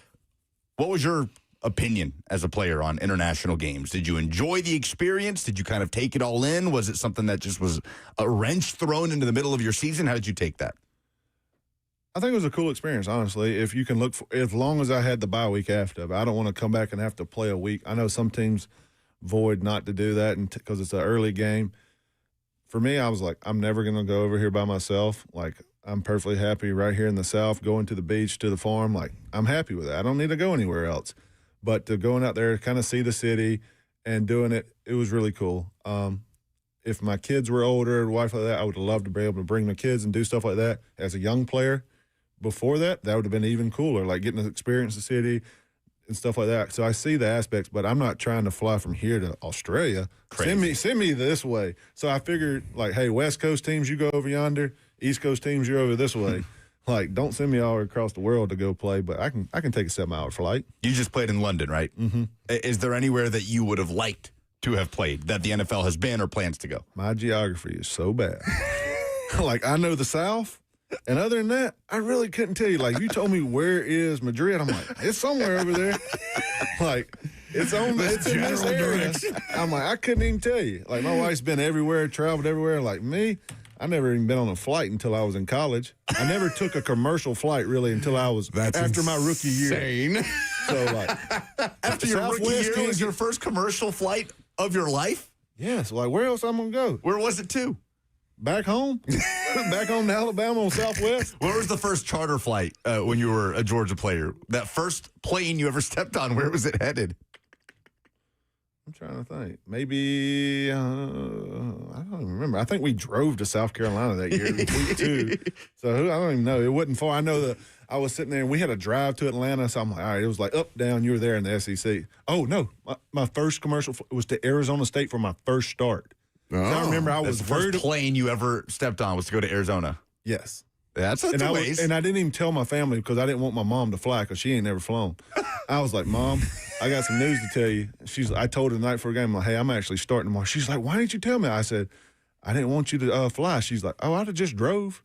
She drove everywhere. She drove to Arizona. She drove to Colorado to watch me play against Colorado. She would drive anywhere. No, who's the Miami player? The Miami Hurricanes. Is it the running back? Running back, yeah. Fletcher. Fletcher, whose mom is terrified of flying. Oh, I didn't know that. Yeah, it was huge. They talked about it in almost every Miami broadcast. She did not miss a game, but would not get on a plane. That woman drove to where'd they play? Were they in Vegas? Where they played Ole Miss? But woman covered some ground. Yeah, she did. She went all over the place. That's insane.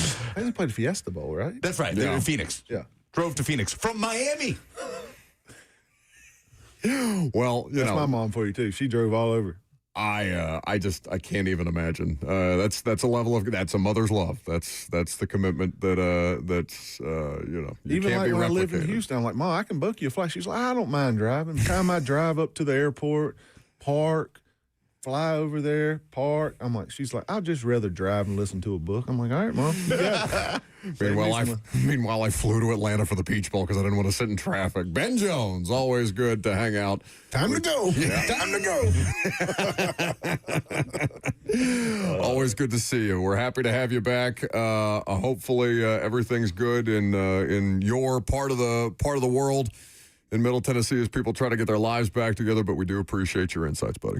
Good seeing y'all today, boys. That is Ben Jones. Coming up next, we are going to Robert. I know. Robert, I'm so excited. what's next? Mock Draft Monday! I'm Buck Rising. It's 104.5 The Zone.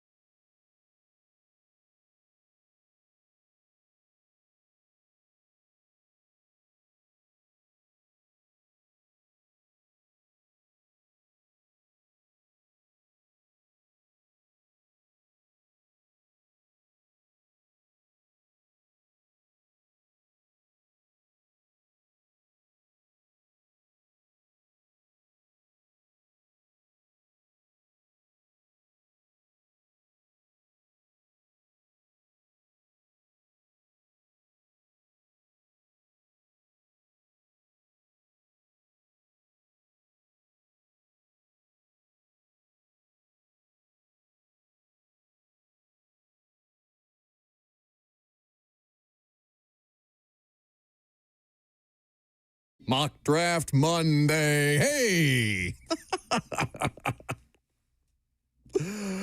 Oh, are we going to do our own version of Manic Monday, Mock Draft Monday? I am working on it. What does that look like? What is the level of production that goes into your what do we call them? Covers? Yeah, bits. At this point?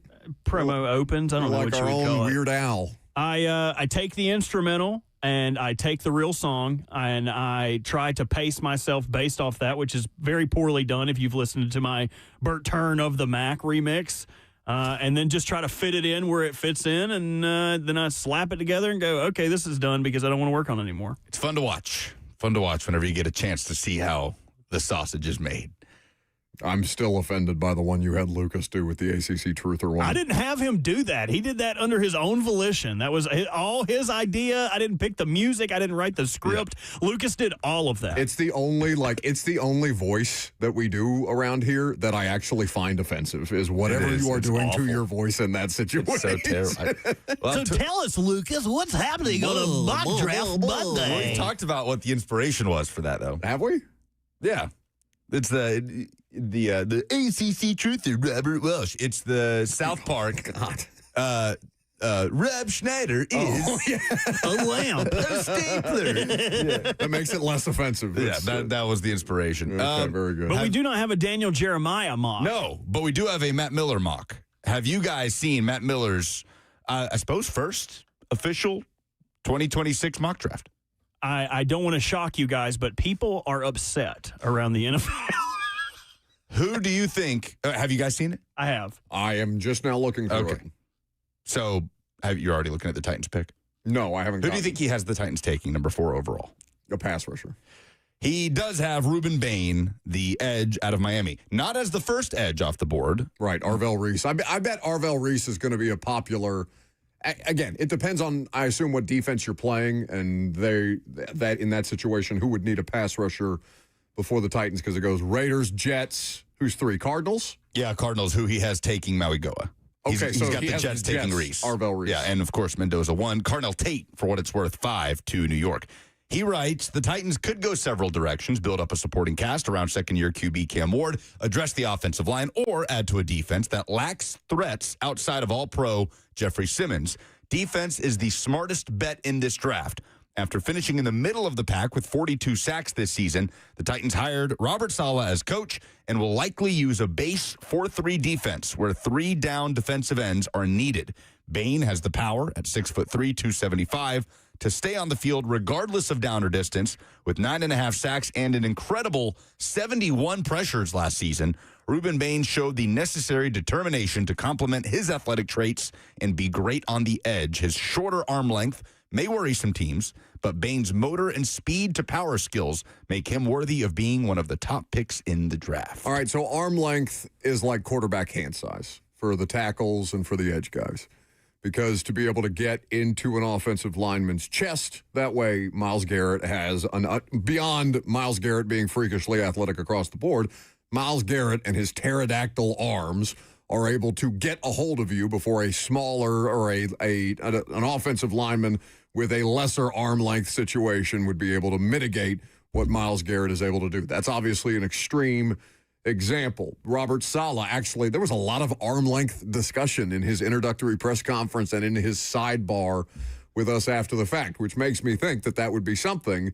If they decided to not go with Ruben Bain, how much does Robert Saleh, as a defensive front specific guy, value prototypical traits for his kind of players? Like, if there is a player with less production, what was the guy out of A&M that the Bengals ended up drafting? Shamar Stewart. Shamar Stewart, yeah. Shamar Stewart, who is a freakish, has got the freakish build, but has a noted lack of college production and obviously was not worthy of I think they took him 18th overall, 16th overall ballpark.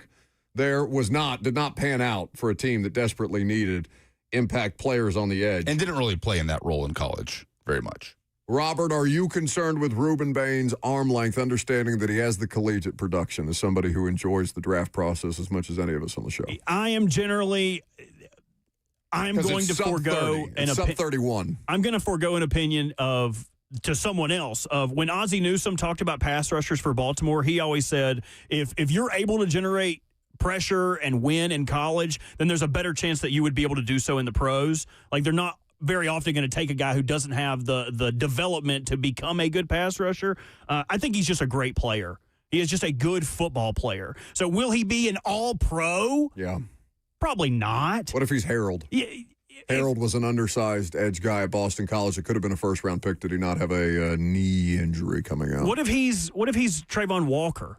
Like a solid dude, solid 8 sacks a year. Like, by the way, 8 sacks a year is great. No, I know. You would be tickled if you had your second best rusher finishing with 8 sacks. It's taken Trayvon Walker a couple of years, and it's less offensive because Trayvon Walker was the number 1 overall pick over 8. Yeah, and also not comparing them as players, right? Just production about what you would get along the line. No, that doesn't do enough for me to not be interested in him. I was just talking about this with Zach. I have far more questions about Arvell Reese and his usage in the NFL than I do for, like, I understand where Ruben Bain's bread is going to be buttered. Yeah. He's going to be a pass rusher. I don't necessarily know where Arvell Reese's bread will be buttered. Well, he's kind of like Micah Parsons, right? Right. That way. At least from college. I don't mean as a player comparison. Where it's kind of like ambiguous about how his usage would be done. Like, he would be the pass rusher that fans would be pissed off that is dropping into coverage. Yeah. Jim freaking Nance on the FNM Bank chat says, hard no on Bain. So here comes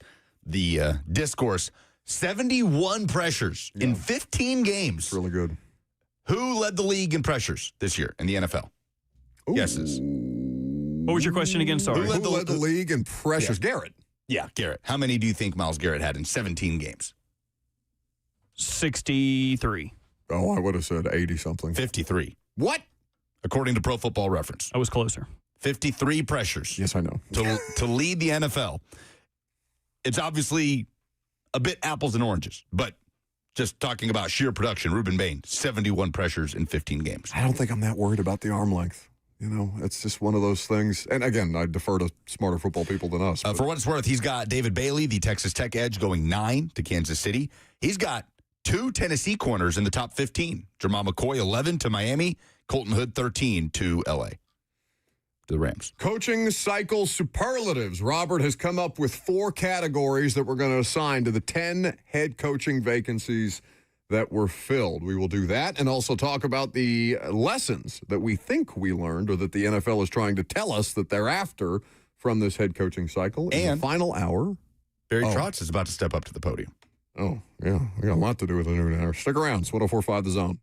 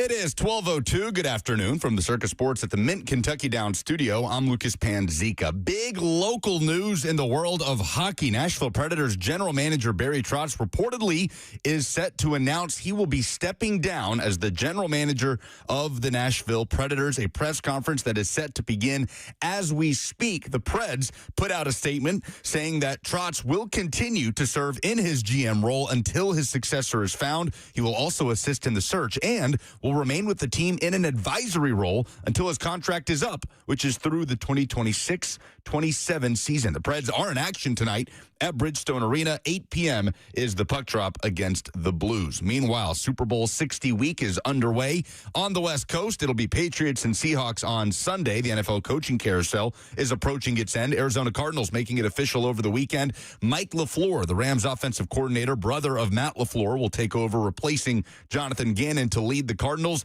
And all reports state that the Las Vegas Raiders are set to hire Seahawks offensive coordinator Clint Kubiak as the next head coach, replacing Pete Carroll. It cannot be made official until after Super Bowl Sunday. For all your foundation repairs and waterproofing needs, visit USSTN.com. Breaking news at once on your home for the Titans and Vols. This is 104.5 The Zone.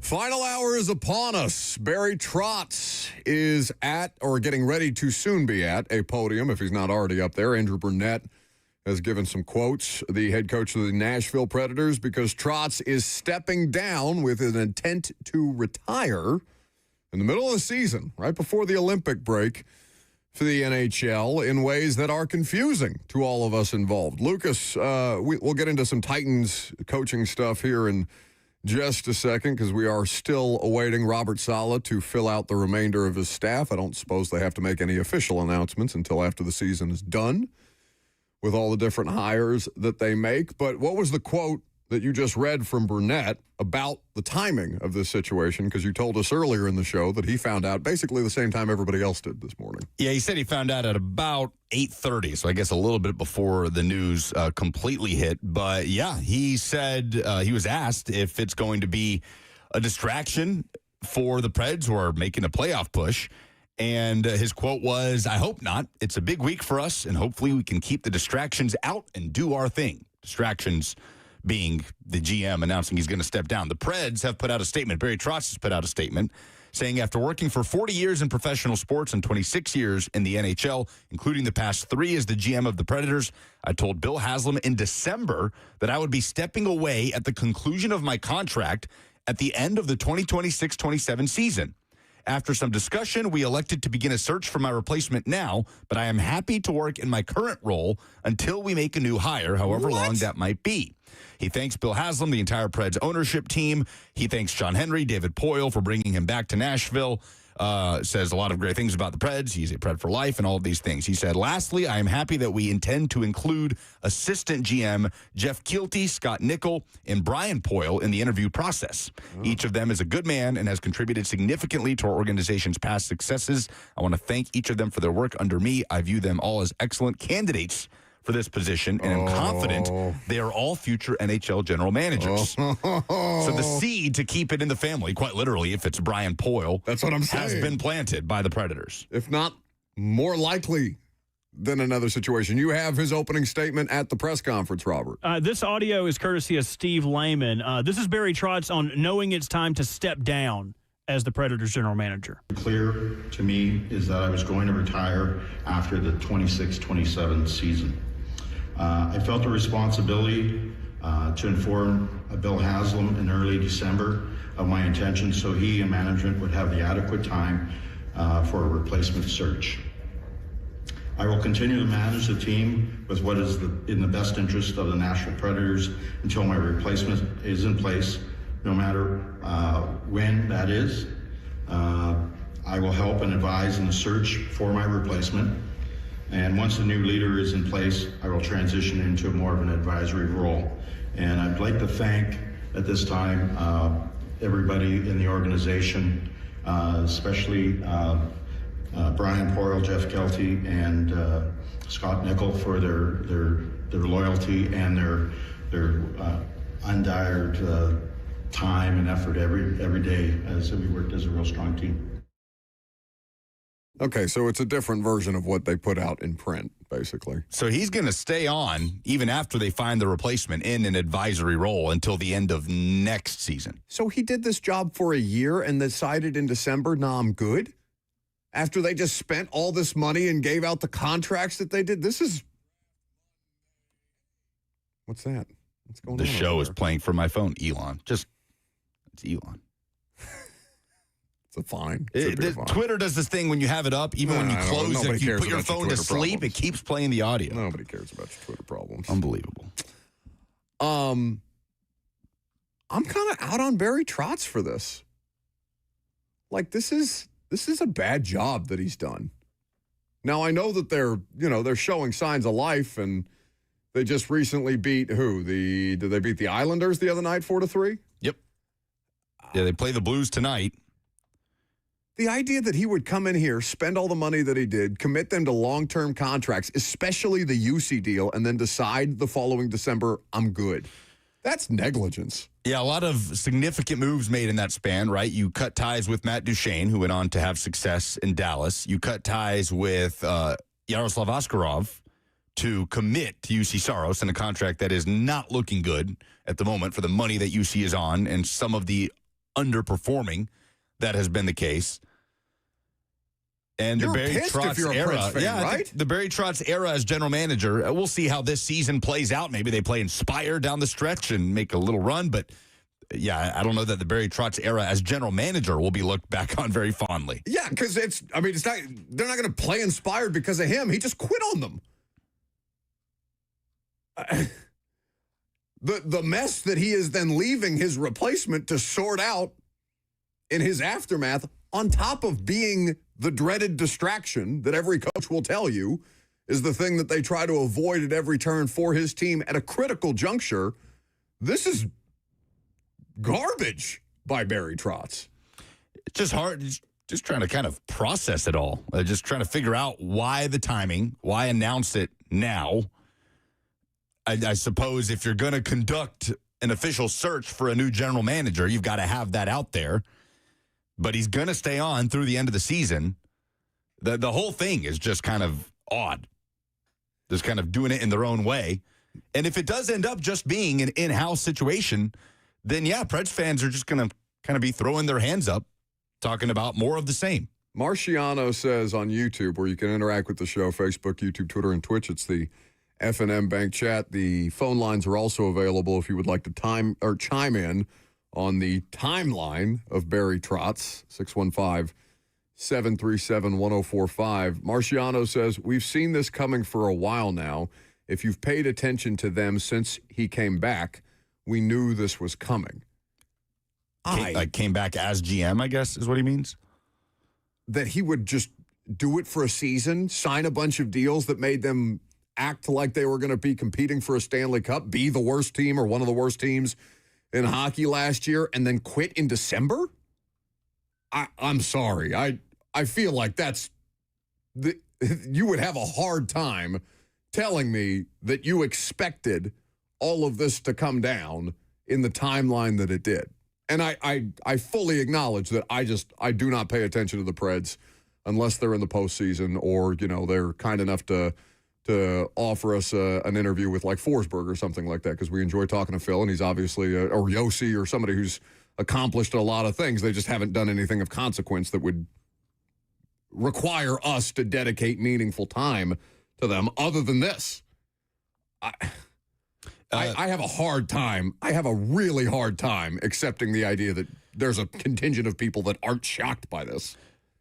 Alex Doherty updates from the press conference. Bill Haslam has stated that Nick Saban will be on the search committee to find the new general manager. Barry Trotz has made it clear this is not a health decision. Right. He is not getting back into coaching. It is straight up retirement. So, interesting. What a disappointment Barry Trotz is in this particular situation.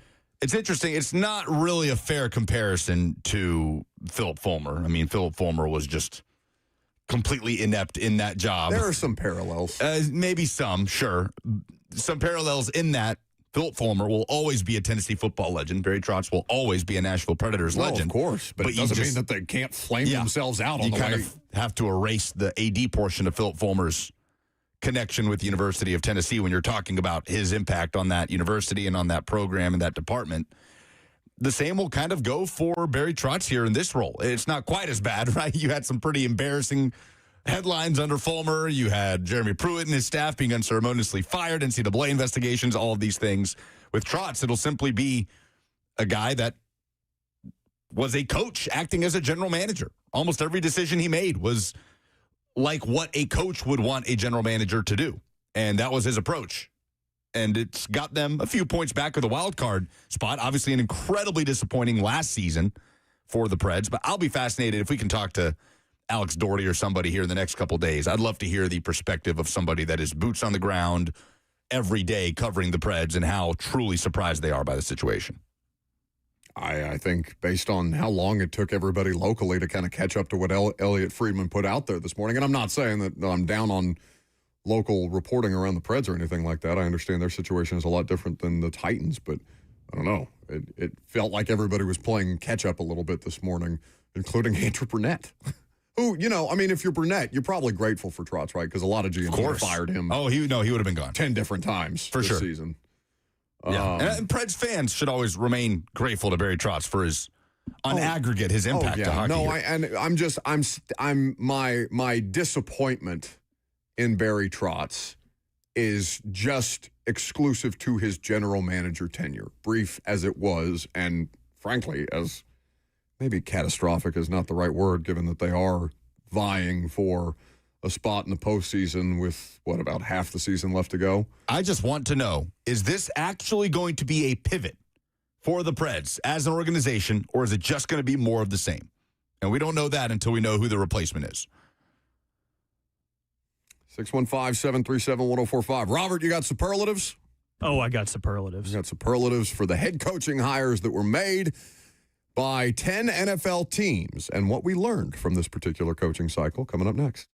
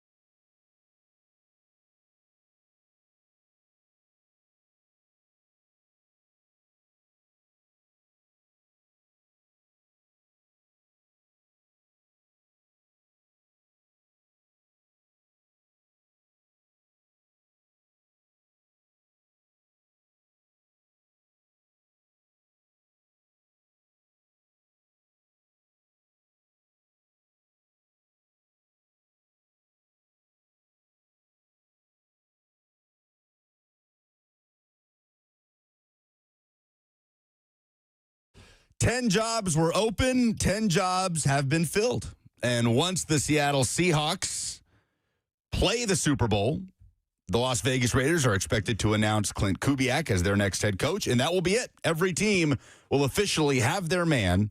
Out of 10, Arizona hires Mike LaFleur, Vegas hires Clint Kubiak, Tennessee, obviously, Robert Saleh, Cleveland, Todd Monken, Buffalo, Joe Brady, Pittsburgh, Mike McCarthy, Baltimore, Jesse Minter, the Giants, John Harbaugh, Miami, Jeff Hafley, and Atlanta hires Kevin Stefanski. That is 6 first-time NFL head coaches. That is 6 offensive-minded head coaches, 3 defensive-minded, 1 special teams, being John Harbaugh. So, welcome back. We're fueled by Hattie B's Hot Chicken. Warm up at any one of their 7 Middle Tennessee locations on this chilly February week. In fact, Randy Howard just tweeted us picture of Hattie B's. He says, Friday Fire coming early this week with a picture of the Hattie B's. That looks to be the Charlotte Looks Avenue. to be West Nashville. So great choice by Randy for his lunch spot today. 10 moves. What is the number one thing that we learned from this coaching carousel? Owners are gun shy. It felt like once Harbaugh and Tomlin were 1 fired and 2 left or stepped down from their role, that everything was just kind of up for grabs. That it forced a chain reaction in Buffalo where the owner just made a decision based on vibes only to promote somebody internally from the same coaching staff that he kind of took out at the podium. The biggest takeaway that I had is that there was no rhyme or reason to the fact that a third of the league's jobs came open, which is, I don't know if that's just kind of like a shooting star type of situation where once every 10 or 20 years we're just going to have a third of the league's jobs pop free this way. But my biggest takeaway is I still don't know why the hell 10 teams decided to move on from their coach, because I don't think those 10 teams are all going to get better next year. My takeaway would be that NFL teams, owners, general managers are still prioritizing experience over being a savant coordinator. Because look at the 2 first coaches that were hired, John Harbaugh, Kevin Stefanski. I believe Hafley was 3rd and then Saleh was 4th. But 3 of the 4 first hires had head coaching experience. They are not chasing the trends of the Liam Cohens or any other offensive and defensive wonderkin. They are chasing experience, and if experience is not available, then they are willing to delve into coordinators. But it did not seem like all the people that were thought of as great hires, Chris Shula and Clint Kubiak and all of these guys that, look at what they're able to do with their offenses or respective defenses. Those guys were not the darling hires of this cycle. Vance Joseph. Shellhouse. So all of those guys, like outside of Clint Kubiak, who's expected to be the Raiders head coach, did not get jobs. Chris Shula going back to the Rams. Vance Joseph going back to the Broncos. Both Jags coordinators going back. So the youth movement, they are not willing to dive into that for head coaching opportunities, but they are willing to dive into the youth movement at coordinator positions. Because you've got a 29-year-old calling Lamar Jackson's offense this year in Baltimore. We still have not verified his birthday. Wait a minute. Oh, Declan Doyle. Correct. Right? Yeah, that's right. Him and Lamar are the same age. But isn't that Cliff Kingsbury is he going to have a job? Well, he might be it's between him and Brian Callahan for John Harbaugh's offensive coordinator, it sounds like. Before we get, Lucas, do you have a takeaway here? But before we get to it, just quickly, I would say on Robert's point, doesn't it feel like that's we've just swung back in the opposite direction, right? For where we've done the extremes on Brian Callahan's and Liam Cohen's and offensive-minded play-calling head coaches, or just first-time play-calling head coaches, Mike McDonald, right? This year feels like we've swung back in an opposite extreme direction where everybody's like, no, I did the first-time coordinator thing. Give me the guy that's done it before. I'm more comfortable with that. And, 5 years from now, we'll do it again with the first-time coordinator. Yeah, 4 out of the 10 are under 40. Mike LaFleur, Clint Kubiak, Jesse Minter, and Joe Brady are the young guns of this coaching carousel. Mine is less of a takeaway, more of a question to you guys. Of these 10 teams, 4 of them replaced a coach that was in place for 3 seasons or less. Jonathan Gannon, only 3 years. Pete Carroll, 1. Brian Callahan, 2. Right? Not even. Raheem Morris, just a couple of years. Yeah, not even. So which of these 10 do you think, if we're injected with truth serum, these owners would look back and say, ooh, yeah, maybe I would have held off considering none of us expected 10 open jobs. It tied I a would league think high. Buffalo, but he seems hell-bent, right? Who would have done it differently if they had known? Like, if Arizona had known at the end of the day, they'd be sitting there. I don't want to be disrespectful to Mike LaFleur. Hell, he could end up working out better than any of these. We have no idea. We just don't know. But certainly you were kind of just fighting for scraps at the end there of the people that we perceived to be the best candidates. Vegas is the one that you think most would. I don't know. Pete Carroll to some dude. I mean. But the Pete Carroll thing just did not work, yeah. even remote. What they were trying to do fell so flat on its face. I wonder about Arizona with Jonathan Gannon. Yeah, to me, that's the one that if you were to ask the Bidwell family, looking back, you think you would maybe just give it one more year with Gannon and give yourself a better shot. Give him another quarterback opportunity. Not have to go up against the Giants and the Raiders with the number 1 pick. And what about Miami? That's where my mind instantly went. Because everybody wanted him. Like, what are do the Dolphins have a shred of, asking if Stephen Ross has a shred of self-awareness may be a failed proposition, but like, the Dolphins fired this guy, and he immediately became the person that, did he interview for damn near every opening that was out there? Halfley? No, I'm talking about McDaniel. Like, they fired McDaniel, and the entire league said, no, I want that guy to run my offense. He would have been Titans fans would have been drunk and naked in the streets. They're happy about Dable. If they'd have gotten Mike McDaniel, they'd have pooped themselves. Yeah, Philly wanted him. He kind of pulled out of the Buffalo head coaching search. And the Browns. Yeah. Titans fans would have loved him. That's the answer. It's Cleveland. Because Mike was kind of like the Venn diagram of experience and offensive wonderkin, right? Like that would be where he would get in at it. You get the best of both worlds. Did you see the jokes being made at poor Todd Monken's expense, who, maybe has not ever bought a fitted suit in his life. He gets off the plane. It's just a frozen wasteland. The tarmac in Cleveland is solid ice. He gets off the plane in an ill-fitting jacket, pants that are way too big for him, and what looks to be a JanSport backpack slung over one shoulder. Somebody quoted it. All day, baby. Yeah, okay. Well, somebody quoted it and said he looks like a divorced dad who's trying to plead his case in front of a trial attorney that he no longer drinks while watching the kids. Like, it's just optically, he is the least impressive of the coaches. If you had to give Browns fans a choice between Stefanski, who it seems like, maybe not by consensus, but the majority of Browns fans were over the Stefanski thing. Only for Atlanta. Got him pretty quick. Atlanta snapped him up. He was the second one hired, wasn't he, after Harbaugh? And they're reportedly going to release Kirk Cousins. That was reported last week. I'm surprised he is by that. expected to be released. That's correct. Maybe not. Will be a reunion between those two. It's funny. He was the second coach hired, and Atlanta fans are ticked. They're still carrying he didn't work well with Shador. Like, I don't know how he did. That's a Pro Bowl quarterback you're talking about. Right. As is Joe Flacco, by the way. I'm so tired of that joke. The first time in his career. Yeah, Joe Flacco's a Pro Bowler. That's offensive. That man is a Super Bowl MVP, couldn't make a Pro Bowl. He's elite. Come on. That's shameful. Yeah. Been that way. Pro Bowl is just an absolute sham. How did he not get it the year that he started for the Browns? I know they got dusted in the playoffs, but he should have made the Pro Bowl that year. He was probably an alternate or something. Yeah. By the way, Mary Kay Cabot has reported that the Browns are still pushing to try to keep Jim Schwartz. So stupid. As defensive coordinator. Oh, see, I thought you were going to, with her report that Todd Monken was their number one choice, and he was who they wanted all along. Sure. Ron from Anchorman. I don't believe you. Also, we did not mention in headlines, the Niners have replaced Robert Saleh with Raheem Morris. So good hire by Kyle Shanahan. They reunite. For what it's worth, in doing so, they let go of Gus Bradley. Yes. Who is a name to keep an eye on as far as defensive coordinators go. That would be quite a meeting of the minds. Robert Saleh and Gus Bradley running the Titans defense. So how many guys with head coaching experience would you then have on staff? Dable, Saleh, Bradley. He was the head coach of the Jags, of course. Yeah, he was the Seahawks defensive coordinator. He was the Legion of Boom defensive coordinator, wasn't he? He was that's correct. And Bones was an interim at one point. So chock full. Bradley, the assistant head coach of the Niners last year. So that would be interesting. Did you guys see the post Nick Suss put out about the play calling experience for Brian Callahan's initial staff versus Saleh's initial staff? It's something like over 35 years of play calling experience for the Titans' new staff. 39. 39. Brian Callahan's staff, Zero. His initial staff, yeah. Him, Denard Wilson, and Brian Ackerman had never. No, it was Colt Anderson. Colt Anderson, excuse Speaking me. of Craig Ackerman. Who did I say? Colt Ackerman. You said Brian Ackerman. Oh, did you say?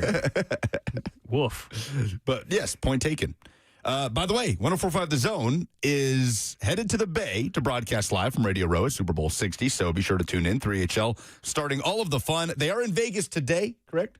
Yeah, I just checked them on Access 3, coming through loud and clear. Okay, well, they will be in the Bay Area February 5th through the 7th. Radio Row coverage sponsored by Circus Sports and Durastar. Go to 1045thezone.com for more info or to hear all of these special interviews on demand. They always crush these Super Bowl settings.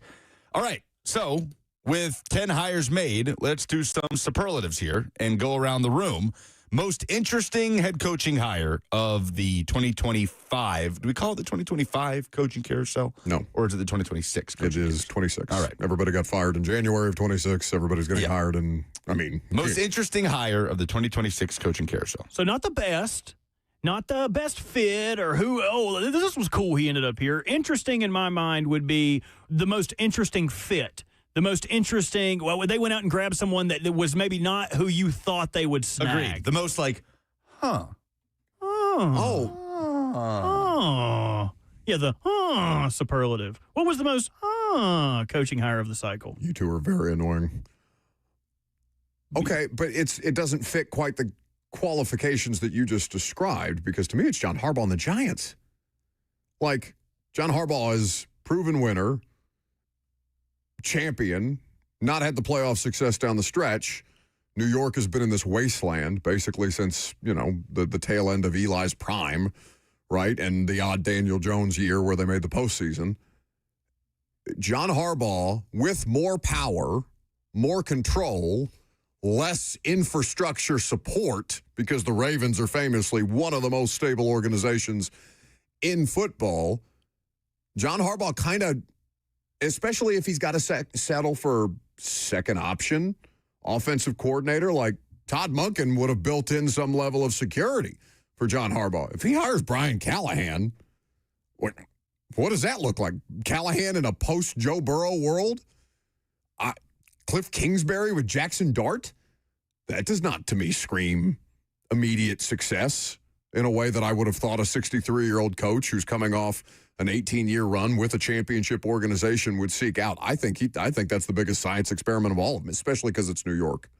I wouldn't argue with you because of an unforeseen circumstance where Harbaugh's staff was going to be put together of a lot of people that he trusted from his Baltimore staff, which included Todd Monken. An extra wrench thrown in this is now Todd Monken is the head coach of the Browns, so he is stealing from Harbaugh's staff. It's already been noted that he's taken a number of former Ravens assistants with him to Cleveland, which exasperates Harbaugh's need to go out and find coaches that maybe he's never really worked with. While Harbaugh does have an extensive coaching tree on defense, look at the history with offensive coordinators in Baltimore. It has not been good. Like, Monken was far and away, outside of Greg Roman, the best offensive coordinator the Ravens ever had under under John Harbaugh. What's the next superlative? Who is the most pre-fired coach? Which coach got hired and they could be out next year, a la David Culley? Who is not going to be coaching for their respective team this time next year? Although, let me say quickly, I'm biased, but my most interesting hire might be Robert Saleh, just because of the staff around him. Okay. And if it's not, it's Kevin Stefanski. I wouldn't disagree with that. I think if there was a superlative in here for most likely to succeed in year one, sure, I would not argue with you about Saleh. Stefanski. Most likely to succeed in year one? Yes. Cam Ward would obviously have to take a significant leap. If we're to... Over your Baltimore Ravens? Yes. I mean, success means different things for different teams, okay, right? Yeah. Because, like, the Baltimore success would be like an AFC championship game, a Super Bowl. Success here would be getting anything over 7 wins. No, I mean, if they matched Saleh's best record in New York in year one, that would be a success. And that's probably a conversation for later in the week, is expectations for Saleh. Like, what does he have to do for year one to be deemed a success? But worth arguing later in the week, for sure. The Stefanski thing intrigues me, too, with how talented they are on offense, and Jeff Ulbrich staying on as DC, and if he can make something of Michael Penix. But pre-fired Joe Brady. Yeah. Wow. Okay. I would not have went there first. I just think that's like he's already taken out the coaching staff once publicly. If they just promote from within, Joe Brady doesn't take Josh Allen to the next level, which is an insane thing to say given how successful McDermott was. They have won more than any other franchise as a team since McDermott was hired. They lead the league in wins. If Joe Brady does not end up, Joe Brady has to play in a conference championship game to eclipse what McDermott did. Joe Brady's, unless he all of a sudden is a revelation. Yeah, and it's again, does he know how to do this? Is that not the hardest degree of difficulty of any of these? Maybe you could all argue Baltimore, but even Baltimore, those two have the highest level of expectation, obviously, out of these two. And I don't, all of a sudden, it takes one Terry Pagula press conference for me to not trust anything running the Buffalo Bills in ways that I almost implicitly trust the Baltimore Ravens to not make rash decisions. I'm looking at Joe Brady and be like, but they just went 12-5 and fired your boss and blamed him on the way out the door for a guy that you probably had a high level of input in drafting in Keon Coleman. You're the pre-fired one here, unless McCarthy just decides to retire after 1 year in Pittsburgh.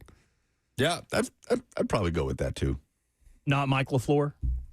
No, Arizona, they'll just let him waste out in the desert for a couple of years, and he'll go the way of Gannon in anonymity. Yeah, it's the expectations in Buffalo that Joe Brady suddenly inherits for a team that, how many straight divisional round or better finishes? Like six? Yeah. Yeah, that's probably it. Buddy, you are. Yeah. And a roster that's not necessarily offensively. There's a lot of work to do on that roster. And Brandon Beane hasn't covered himself in glory in the draft outside of Josh Allen. Which coaching hire has the toughest row to hoe? Who has their work cut out for them? Who has to figure out the steepest climb? Which head coach from this hiring cycle has their work cut out for him for you guys? Man, I'm between Kubiak or Munkin. The Cleveland quarterback situation is just it. What happens if Myles Garrett, God forbid, all of a sudden, falls off or has an injury that affects him for the remainder of his career or something like that, and they still don't have a quarterback answer? All of a sudden, the cheat code defense that gives you just the opportunity to gasp for air falls short, and now you're dealing with they are the most house of cards situation. I feel like in the NFL, at least the Raiders have cap space, the top draft pick. The promise of the top draft pick, both working with Kubiak and Tom Brady. They have Brock Bowers we'll see what happens with Genti in his offensive career. There's at least more foundationally in Vegas than there is in Cleveland. It's probably Todd Monken, right? Just Cleveland. I look at it a little bit differently because of what the influx of talent Cleveland was able to add last year on both sides of the ball. With Judkins and Harold Fannin on offense and the understanding that you still have to deal with Deshaun Watson, that makes it to me where it's okay, you have this obvious boil on the side of your face, but we understand that that's going to be something you have to work with. For me, would anybody call me crazy if I said it was Atlanta? Because quarterback, influx, injured at the end of the year. You don't really know if he is the guy, and you don't have a first-round pick. You are dealing with the hand that the former coach and general manager dealt to you to go along with the expectations. They haven't had a winning season, haven't gone to the playoffs since 2017. Stefanski is this offensive mastermind guru. That's crazy, 2017. It's been a minute. So for me, it's tough for me not to say Atlanta only because of the deck that he was dealt. You're losing Kyle Pitts that, while we poke a lot of fun at Kyle Pitts, had a great year. Still a 1,000-yard receiver. So I would say Atlanta, but I wouldn't argue with you over Munkin. Anything Cleveland feels like a quicksand at this point. Miami, though, to me is another one of those franchises that doesn't get enough credit for bad ownership. Stephen Ross, just the way he has inserted himself over the last few years, he has been a part of some ugly situations across the NFL. He's and with that franchise, picks, he's made a mess. He made a mess of the McDaniel. Yeah, firing. The way they handled the McDaniel firing. And Jeff Hafley's a first-time head coach in the NFL. Saw, very average years at Boston College. Bobby Slowik's his offensive coordinator. But that's another situation that is just, what do you do there at quarterback? Do you just ride it out? I just think that I'm a little more up on the Hafley situation because he literally gets a guy that was working directly with him in the front office in Green Bay to come and be his general manager in Miami. I think the thing that I like the most about the Dolphins is that they did the thing that nobody ever does, which is they clean slated it. the way that Atlanta just did and brought in two guys that are, from the same program on the same page. I'm not saying it's going to work. I'm just saying, I think that gives both a little more grace. To your point about Miami, did you guys see this Dustin Baker tweet last week? Which NFL teams use the players they find in the draft? Most games started by that team. At the bottom of the list, the Dolphins, with 122 starts since 22 of players they have drafted. That is the lowest in the league. Second to last, the Vikings. Oh, with 172. You and I talked about this before Lucas came in for the final hour on Friday. Quessie's drafts are disastrous, just awful. Titans are 11th from the bottom with 296, ahead of teams like the Bengals, the Commanders, and the 49ers. That's actually crazy that the Titans are even that high, given how awful the drafting has been lately. But maybe simply because they're getting so many starts out of the last two draft classes, or I guess theoretically the last three between Tajay and Skoronski and Latham, and so it's evened out from all of John Robinson's missed opportunities. These guys are just having to play because they don't have anybody else to play. Exactly. The necessity of rookies starting in big positions. That makes a little more sense. Did we have any more? We got a couple, but we got to go. If you guys can get this one out quickly. The most inspiring, which fan base is feeling the most inspired after that hire? Most inspired? It's probably the Giants. It's the Titans. I was going to say, if we're just talking about the head coach specifically, it's probably the Giants. But Titans fans are really excited about the possibilities here. It's an outsized level of importance on Dable. Yeah. So I would say head coach, Harbaugh. All right, very good. Last call for phone calls. If you got them, 615-737-1045 is the number. We'll wrap up the show coming up next.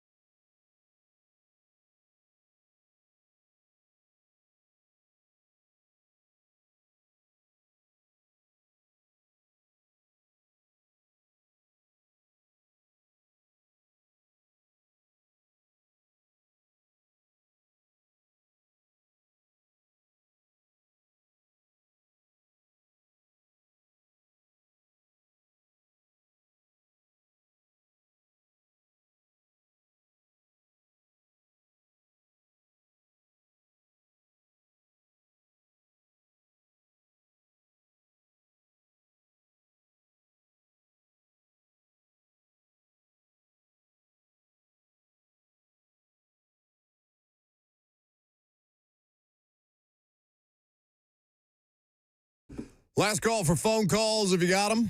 615-737-1045. That's the number. Do some polls here in just a second. Send you on your way. So 3HL is just going to do a show from Vegas today, yeah? Yes, the weather looks beautiful where they are. Okay, very good. They are broadcasting, looks like right next to the pool out there. Lovely. All right, Marcus is in Nashville next. What's up, Jonas? What's going on, y'all? Yo. I always tell you I love your suits when I see you at the Titan Stadium. But you don't remember me. I know you don't because you big time. But I just want to say, man, I know some old dudes, but everybody over the weekend going crazy over this Belichick thing where he didn't get in the Hall of Fame. And I can tell you why he didn't get in the Hall of Fame. He really didn't get in the Hall of Fame because he got caught up in this thing with the FBI, with the owner that everybody swept under the rug. And then the cheating stuff, and then he done made some enemies somewhere in this organization because I ain't never seen nobody get treated like he getting treated. But the thing is, I'm telling you, that's the biggest reason because all this stuff coming out about the GM on the NFL with Epstein and all that stuff. So that's why Belichick is not getting the Hall of Fame, and that's the bottom line about that. And give it up to the Titans for the big hire on the coaches and stuff. And I can't wait for next year. Yeah, that's all I gotta say. All right, very good. Thank you for the time. Did you read that column from the was it the Kansas City Star? Yeah, we talked about it. Yeah, where he explained why he voted for 3 guys, but his intent was not to vote against. Yeah. Basically, it was guys that have been waiting their turn and may not get another chance, whereas Belichick's going to get in. Yeah, that was kind of his reasoning. Nobody's worried necessarily about Bill getting in. I also thought it was fair for Ocho Cinco to point out, or no, I'm sorry, not Ocho Cinco, T.O., because Terrell Owens had to wait an outsized amount of time to get into the Hall of Fame relative to his very accomplished career. He was basically yelling at the Pro Football Hall of Fame for that statement they put out about people discussing their voting and how they were going about almost weaponizing their vote against T.O. for that many years because they didn't like him from a personality standpoint. Like, where the hell was the statement on my behalf? Yeah. Where really it's more of a veiled threat from and not so veiled, from the Pro Football Hall of Fame being like, stop talking about your votes or we will remove you from the voting populace of the 50 people, which, by the way, I mean, you look at that list, it could probably do with a little turnover. I'm not saying that those people aren't fully qualified. Our local one is Kaharski, and I think that Paul obviously deserves to have a Hall of Fame vote, but I think there's a lot of things on that list that could use a bit of a cleanup type of situation. Albert Breer nugget on the Titans defensive coordinator search. He says that Gus Bradley likely would have been the Niners defensive coordinator if Raheem Morris had landed in Arizona. Titans are after Bradley, which we've already mentioned, but he says now the Cardinals, with Mike LaFleur in charge, become the more likely landing spot because Gus Bradley would call plays in Arizona. Okay. He says potentially pushing Tennessee to hire Atlanta's Mike Rutenberg as defensive coordinator. All right. Worth keeping an eye on. Mike Rutenberg, the defensive pass game coordinator for the Falcons under Jeff Ulbrich, who did work for Saleh. Rutenberg was the linebackers coach under Saleh with the Jets. Somebody thought you said rear nugget. That's what Lucas is affectionately known as at his gym. Oh, here comes old rear nugget. I promise you. Somebody give you a little pinch. I do not stand out at my gym. I don't. Or you're the only one not using steroids? I don't. No. No, Lucas is doing that. Lucas is doing that. That's why the butt looks so big. Well, no, that's been since childhood. Would you sit on a needle? Maybe. That could explain it. Where it would deflate you. Polls, please, God.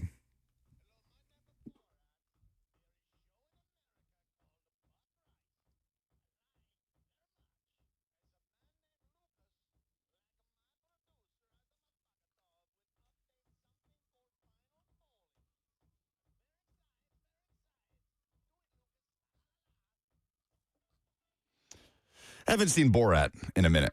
Presented by Two Rivers Ford, the South's most trusted Ford dealer. Who made the worst NFL head coaching hire of the offseason? The majority of the replies say the Browns. It feels like Todd Monken. And I watch, don't know, he'll man. end up figuring that. Yeah, I don't look at Todd Monken as this point and laugh thing with the Cleveland Browns. I just look at the Cleveland Browns as this point and laugh thing. The idea of trying to like walk this line where no, Schwartz, we love you, please stay. Not thinking that would be like that blew up in their face. But is the idea of Todd Monken as a head coach that did we see what he like? I understand the Lamar Jackson stuff, but the numbers show what the Ravens were under Todd Monken offensively. That's fine, but it doesn't mean, one, he's going to be a good head coach. Two, it's worth running off Jim Schwartz. How will Barry Trotz's GM tenure be remembered? Allen says, loading up for a Stanley Cup run, ending in a swing and a miss. Larry says, not at all. Yeah, I just offensive at this point if you're the people that have to go in there and clean up his mess. Tim says, a loyalty hire that did not work out. That is part, I wonder if that's part of the process here for Trotz. Sign a bunch of guys to these long-term deals, aging players. It was a big swing and miss last year. They're better this year, on the outside looking in, but pushing for the playoffs. But the idea was to create a window immediately. Like his message to Ryan O'Reilly when they signed him was, hey, don't come here to retire. We're here to win, right? That has not happened. So O'Reilly probably looking around being like, yeah, and it's going to be tough to dig out of this with the amount of long-term contracts they've got all over the place. So I wonder if Trotz is like, let me just let somebody else do that. Those are the polls. All right, very good. That is going to do it for us today. We're very excited because we are going to Hattie B's for lunch, which makes us all very Which one? happy. Where are we going? I don't know.